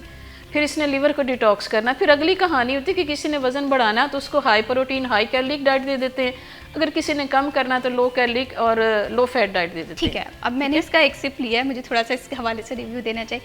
टेस्ट में बहुत अच्छा है। ठीक है, और अक्सर लोगों को होता है कि अदरक का टेस्ट उस तरह से हमारे टेस्ट बड ख़राब ना करे, तो ऐसा बिल्कुल भी नहीं है और ये इजीली निहार मुँह भी पिया जा सकता है। और हमारे साथ एक बड़ी मुख्तरम हस्ती बैठी हैं, बाजी साहिदा, ये उनका फार्मूला है और वो घर से ये लेके आई हैं, उन्होंने हमें बनाना सिखाया है और ये एक सदका जारी है। अगर आप दूसरों को बताएंगे तो हम बहुत शुक्रगुजार हैं बाजी साहिदा के कि वो आज हमारे साथ हैं और उन्होंने हमें ये सारी चीज़ें सिखाई हैं। और ये वो चीज़ें हैं जो मैं समझती हूँ कि मुफ्त का आपके घर में एक डॉक्टर बैठा हुआ, एक फार्मेसी बैठी हुई है। बिल्कुल इसी तरह से जैसे पहले मैंने वो ये पाउडर का बताया, नाम तो इसका वैसे एक्चुअली कुछ और ही ब्रांड ने रखा हुआ, लेकिन ये ब्रांड वो नहीं है, ये एक घरेलू सा ब्रांड। ठीक है, ये घर में बन सकता है। घर में बन सकता है। इसमें छोटी हरीड़ है, अलसी है, लहसुन है, अजवाइन, ज़ीरा, ठीक है, साबुत धनिया, कलवंजी, पुदीना, काली मिर्च, पुदीने के पत्ते खुश कर लेते हैं, काली मिर्च हो गई इसमें, और रेवंत खताई होती है, रेवंत जो कि शुगर के लिए भी बहुत अच्छी है, ब्लड प्रेशर के लिए भी बहुत अच्छी है। इसी तरह से 7 लीमू जो है ना, सिट्रिक एसिड जिसे बोलते हैं, थोड़ा सा वो डालते हैं और पिंक साल्ट डालते हैं। सारी चीज़ों को आपने ग्राइंड करना है और पाउडर बना लेना है। इस पाउडर को जो है ना आपने, ये हाजमे के लिए बहुत अच्छा है, पेट में दर्द के लिए, जिन्हें कंप्लेन होती है कि जी गैस बन गई पेट में, ठीक है। फिर ये लैक्सेटिव है, सही, इससे पेट साफ हो जाएगा, आपका आंतें क्लीन भी होंगी और स्टरलाइज भी होंगी। तो इसीलिए ये घर का इलाज है, कोई मुश्किल चीज़ नहीं है, लोग खुद से भी कर सकते हैं, लेकिन सारे लोगों को एक्चुअली पता नहीं चलता कि हमने कंपोजिशन कैसे बनानी है, कितने इंग्रेडिएंट कितनी क्वांटिटी में डालने, वेट कितना होना चाहिए। इसके मिकदार के हवाले से भी मैं चाहती हूँ कि आप थोड़ा सा एक्सप्लेन कर दें कि क्या हम वजन लेनी चाहिए, ये सारी चीज़ें? नहीं, हम वजन नहीं, सबका अलग-अलग एक होता है ना इसकी, चूँकि एक ये नहीं कि सबको बराबर ले लें, हर चीज़ की एक वैल्यू होती है, उसकी हेल्थ की वैल्यू होती है, तो इसका ना मुख्तलिफ है। कोई अगर चाहता है इसकी रेसिपी लेना तो मेरे से कांटेक्ट करें, मैं इंशाल्लाह उन्हें सारी चीज़ें के बारे में बता दूंगी। अगर कुछ लोग नहीं बना सकते तो हमारे पास मौजूद है, ये एक डिब्बी 1 मंथ जाती है, कोई महंगी नहीं है, तो हमसे मंगवाएं, रब्ता करें, इंशाल्लाह आपको घर बैठे हर चीज़ पहुंचेंगी। ठीक है, बिल्कुल इसी तरह से है, सेहत पे कभी कोई कॉम्प्रोमाइज़ नहीं करना चाहिए। ये रेमेडी मुझे बहुत अच्छी लगी है और आप यकीन करें, मैं अक्सर कोई भी रेमेडी अगर मैं ट्राई करती हूँ, कोई भी टिप मैं फॉलो करती हूँ तो मैं उसका फीडबैक लाजमी देती हूँ। तो ये टेस्ट में भी बहुत अच्छी है, वो लोग जो कि टेस्ट बड को लेकर काफ़ी ज़्यादा कॉन्शियस दिखाई देते हैं और उन्हें लगता है कि हमारे टेस्ट बड ख़राब नहीं होने चाहिए। तो मुझे ये लगता है कि आपको ये चीज़ लाजमी आपने ट्राई करनी है, अपनी डेली रूटीन में शामिल करनी है और उसके बाद असरात आप खुद बताएंगे कि आपकी सेहत पे अच्छा, किस तरह इसमें से। एक ना वो ये स्नीजिंग, छींकें और रेशा, ठीक, इसके लिए भी ये बहुत बेहतरीन है। ठीक है, और सर्दियों में अक्सर औकात लोगों को ये मसला आता है। अदरक तो वैसे भी इंसान की सेहत के लिए बड़ा पॉजिटिव होता है। डॉक्टर सरैया साहिबा, ये भी बताइएगा कि अभी जैसे हम लास्ट ब्रेक पे बात कर रहे थे कि आज के दौर में देसी घी सबसे ज़्यादा जो है हम बंद कर देते हैं, तो आप क्या सोचती हैं कि जो लोग मोटापा कम करना चाहते हैं, देसी घी उनका दोस्त है या दुश्मन है? अगर दोस्त है तो किस तरह से? देखें, अल्लाह की जो बनाई हुई चीज़ें होती हैं ना, वो सारी बहुत अच्छी होती हैं। चूँकि देसी घी प्योर है, इसमें कुछ भी इम्प्योरिटी नहीं है, उसको कभी बुरा नहीं कहा जा सकता, ये गुड फैट में आता है। ठीक है। अफसोस वाली ये बात है कि लोगों के दिमागों में डाल दिया गया कि देसी घी इज़ नॉट गुड। तो क्या वो जो केमिकल वाला आप ऑयल खाते हैं वो अच्छा है, जो ड्रेन्स को फुल कर देता है? ठीक है, इसलिए देसी घी जो है ना, वो अगर बलाई भी ले लें आप फिर भी ठीक है, आप मक्खन की सूरत में ले लें देसी घी में, लेकिन एक क्वांटिटी, ये नहीं कि आपने बहुत ज़्यादा खाना है। हर चीज़ की एक, यानी रोज़ाना के अगर आप 2 स्पून जैसे चावल वाले होते हैं अपने खाने में आप ले लेते हैं ना, जिसमें 10 ml होता है तकरीबन 1 स्पून में, 20 ml अगर देसी घी आप यूज़ कर लेते हैं ना एक दिन में, तो आपके लिए बुरा नहीं है। मेरा ख्याल इतना भी कोई अगर यूज़ कर ले तो बहुत अच्छी बात है। लोगों को तो खालिस घी कहीं से मिलता ही नहीं है। सो आज के बाद ये कॉन्सेप्ट गलत हो गया कि देसी घी नहीं खाना। देसी घी रोटी के ऊपर लगाएं, थोड़ा सा सालन में डाल लें, या अगर बच्चे हैं तो उनको चूरी बना के दें, तो ये आईक्यू लेवल को अच्छा करता है। ठीक है, हम ये भी गलती करते हैं कि दूध की बलाई उतार लेते हैं, तो क्या ये प्रैक्टिस भी गलत है? अगर हम वेट कम करने की जानिब जा रहे हैं, ओबेसिटी को कम करना है, क्या बलाई दूध से निकाल के दूध पीना सही रहेगा कि बलाई को हम शामिल कर सकते हैं? कॉन्सेप्ट तो यही लोगों को दिया जा रहा है कि जी बलाई हटा लें, लेकिन अगर आपकी फ़ैट की ज़रूरत बलाई के समेत पूरी हो रही है तो आप ज़रूर लें। अगर आपको लगता है कि उस दिन आपने फ़ैट ज़्यादा खा ली तो फिर बलाई जो है ना वो आप हटा दें, कोई मसला नहीं। ये आपकी कैलकुलेशन जो है ना आपकी डाइटिशियन आपको बताती है, वरना खुद से देखें न्यूट्रिशन हर किसी का सब्जेक्ट नहीं है। बिल्कुल इसी तरह ये से। एक और अक्सर हम ये बात भी गलती करते हैं, बहुत सारे लोग ये गलती करते होंगे, आप चैट जीपीटी से या गूगल से अपना पूरा डाइट प्लान बना लेते हैं और उसे फॉलो करना शुरू कर देते हैं, और फिर आप देखते हैं, आप ये बात करते हुए सुनाई देते हैं या दिखाई देते हैं कि हमारा वेट कम नहीं हो रहा, और पेट की चर्बी के हवाले से ये बात की जाती है कि इसे कम करना किसी चैलेंज से कम नहीं है। किस तरह से किया जा सकता है, इस पर बात करेंगे। वक्त हुआ जी ब्रेक का, स्टे विद अस।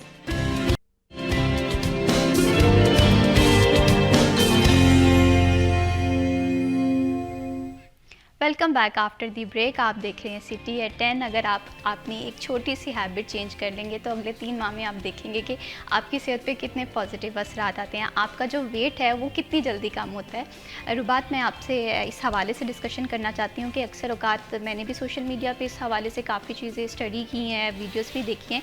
ये बात की जाती है कि 8 बजे के बाद जो इंसान खाना खाता है या खाना खा के फ़ौरन से सो जाता है, वो इंसान की सेहत के लिए नेगेटिव होता है और इसकी वजह से वेट गेन भी होता है। Do you agree on it?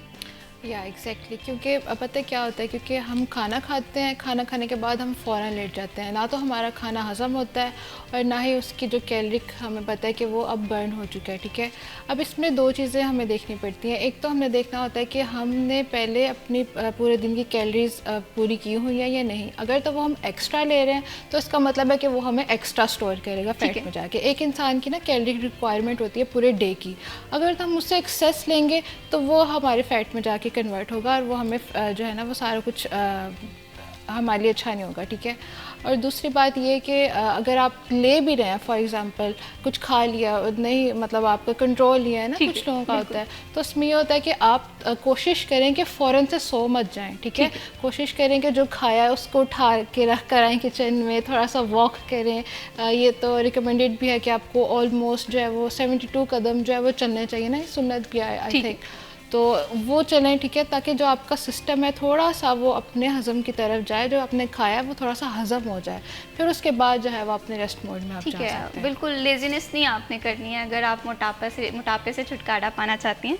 Doctor Suraiya साहिबा, एक आपने देखा होगा कि ऐसे बहुत सारे मामलात हैं, बहुत सारी वीडियोज़ बनी हुई हैं कि 7 दिनों में वेट कम, 2 दिनों में आपका वेट कम हो जाएगा, सिर्फ ये गोली खाएं आपका वेट कम हो जाएगा। तो क्या ये मुमकिन है कि हम 7 दिन में अपना वेट कम कर सकते हैं या it's a time taking process? देखिए जी, मार्केट भरी हुई है, डिफरेंट तरीक़ों से काम हो रहा है इसके ऊपर, लेकिन एक कॉमन सेंस जो होती है ना इंसान की, उसे पता लग जाना चाहिए कि ऐसी कौन सी बला चीज़ है जो एक 7 दिन में आपको आपका टारगेट अचीव करवा देगी। तो ये कुदरत का जो सिस्टम है ना, इसके ऊपर अननेसेसरी और रिक्वायर्ड चीज़ें अप्लाई नहीं करनी चाहिए। अब आप ख़ुद भी जानती हैं कि जो लोग जिन्हें बहुत ज़्यादा जल्दी होती है कि मेरा वज़न बहुत जल्दी कम हो जाए, वो कुछ ऐसे तरीके इख्तियार करते हैं जिसमें मार्केट में लेज़र थेरेपी भी है, इंजेक्शंस भी हैं, ऑपरेशन से भी फ़ैट निकाली जाती है। तो क्या एक डॉक्टर ही आपको कंट्रोल कर सकता है? आपका अपने ऊपर कोई कंट्रोल नहीं है। मेरे पास बहुत सारे ऐसे क्लाइंट आते हैं जो ये सब कुछ करके फिर उसी लाइन में आ जाते हैं जहाँ से स्टार्ट हुआ था। ठीक है। असल चीज़ होती है कि आपने अपनी हैबिट्स को खुद चेंज करना है। ठीक है। आपका हेल्थ काउंसल आपकी काउंसलिंग करे, आपको मोटिवेट करे, बजाय इसके कि आप अपनी बॉडी के ऊपर अननेसेसरी इंजेक्शन लगवाते रहें। ठीक है। आप सर्जरी करवाएं या कुछ भी, अनटिल के कोई ऐसा मसला ना हो कि जिसमें आपकी ज़िंदगी का मसला है, आपसे कुछ भी नहीं हो रहा, तो फिर ज़ाहिर है वो हर फील्ड का अपना एक रिक्वायरमेंट होती है। मैं किसी भी फील्ड को बुरा नहीं कहती, लेकिन जो बेस्ट तरीका है, और सारे इसको वो जानते हैं कि अपने बॉडी के सिस्टम को ही तेज़ करना चाहिए, जिसे हम कहते हैं ना मेटाबॉलिज्म। जैसे कि मैं परसों एक वीडियो देख रही थी जिसमें चर्बी रिमूव करने के लिए ऑपरेशन किया जा रहा था, शायद आपने भी, और उसमें मैं देख रही थी कि बहुत सारे लोगों के कमेंट्स थे कि मैं भी इस ऑपरेशन के थ्रू अपनी चर्बी कम करना चाहता हूँ। तो क्या इसके साइड इफ़ेक्ट जो हैं वो इंसान की सेहत को बुरी तरह से मुतासिर कर सकते हैं? इस हवाले से थोड़ा सा बताइएगा। ऑपरेशन तो ऑपरेशन ही होता है ना, और इसमें एक मैं यहाँ बात क्लियर करती जाऊँ कि कोई भी ऑपरेशन हो उसकी प्री ऑपरेटिव न्यूट्रिशनल केयर होती है, यानी ऑपरेशन से पहले मैनेजमेंट करना, ठीक है। इसी तरह से ऑपरेशन के बाद होती है पोस्ट ऑपरेटिव न्यूट्रिशनल केयर, जिसका हमारे यहाँ कोई रिवाज नहीं है। सिर्फ पकड़ते हैं, ऑपरेशन करवा लेते हैं, तो फिर बाद में कॉम्प्लिकेशंस में जाते हैं। सो अव्वल तो मैं कहूँगी कि अगर आप हिम्मत कर सकते हैं तो नेचुरल तरीके से करें। अगर आपको लगता है कि दुनिया का कुछ काम इधर का उधर हो जाए, आपसे नहीं हो सकता, फिर आप करें, लेकिन उसको मेनटेन रखें। ठीक है। ठीक है, इसलिए कि मेंटेन रखना बहुत ज़रूरी है। आपके स्टमक को ऑपरेशन कंट्रोल कर लेगा, लेकिन आपका दिमाग हमेशा स्ट्रेस में रहेगा। आप खाने पीने की तरफ दिल भी करेगा, लेकिन आप नहीं खाएंगे। ठीक है, ज़्यादा एहतियात तो व्हाई नॉट आप कैलोरीज कंट्रोल कर लें, आप फाइबर ज़्यादा कर दें, आप खाएं भी और अपना वज़न भी। अल्हम्दुलिल्लाह बहुत सारे अब प्रोफेशनल लोग, इवन के माशाल्लाह डॉक्टर जो हैं, वो अपना वजन न्यूट्रिशनल मैनेजमेंट से कर रहे हैं। इससे बढ़ के और क्या बात हो सकती है? बिल्कुल सही। डॉक्टर सुरैया, ये भी बताइएगा कि जैसे मैं बात कर रही थी ब्रेक पे जाने से पहले और ब्रेक के दौरान भी मैं बात कर रही थी कि पेट की चर्बी कम करना ये बड़ा मुख्तलिफ सा चैलेंज है, डिफ़िकल्ट चैलेंज है। हमने देखा होगा कि ख़वातीन इसके लिए बड़ी जिद्दोजहद कर रही होती हैं, मॉर्निंग वॉक भी की जा रही होती है, डाइट प्लान को भी फॉलो किया जा रहा है, लेकिन फिर भी कम नहीं हो पा रही होती। किस तरह से कम किया?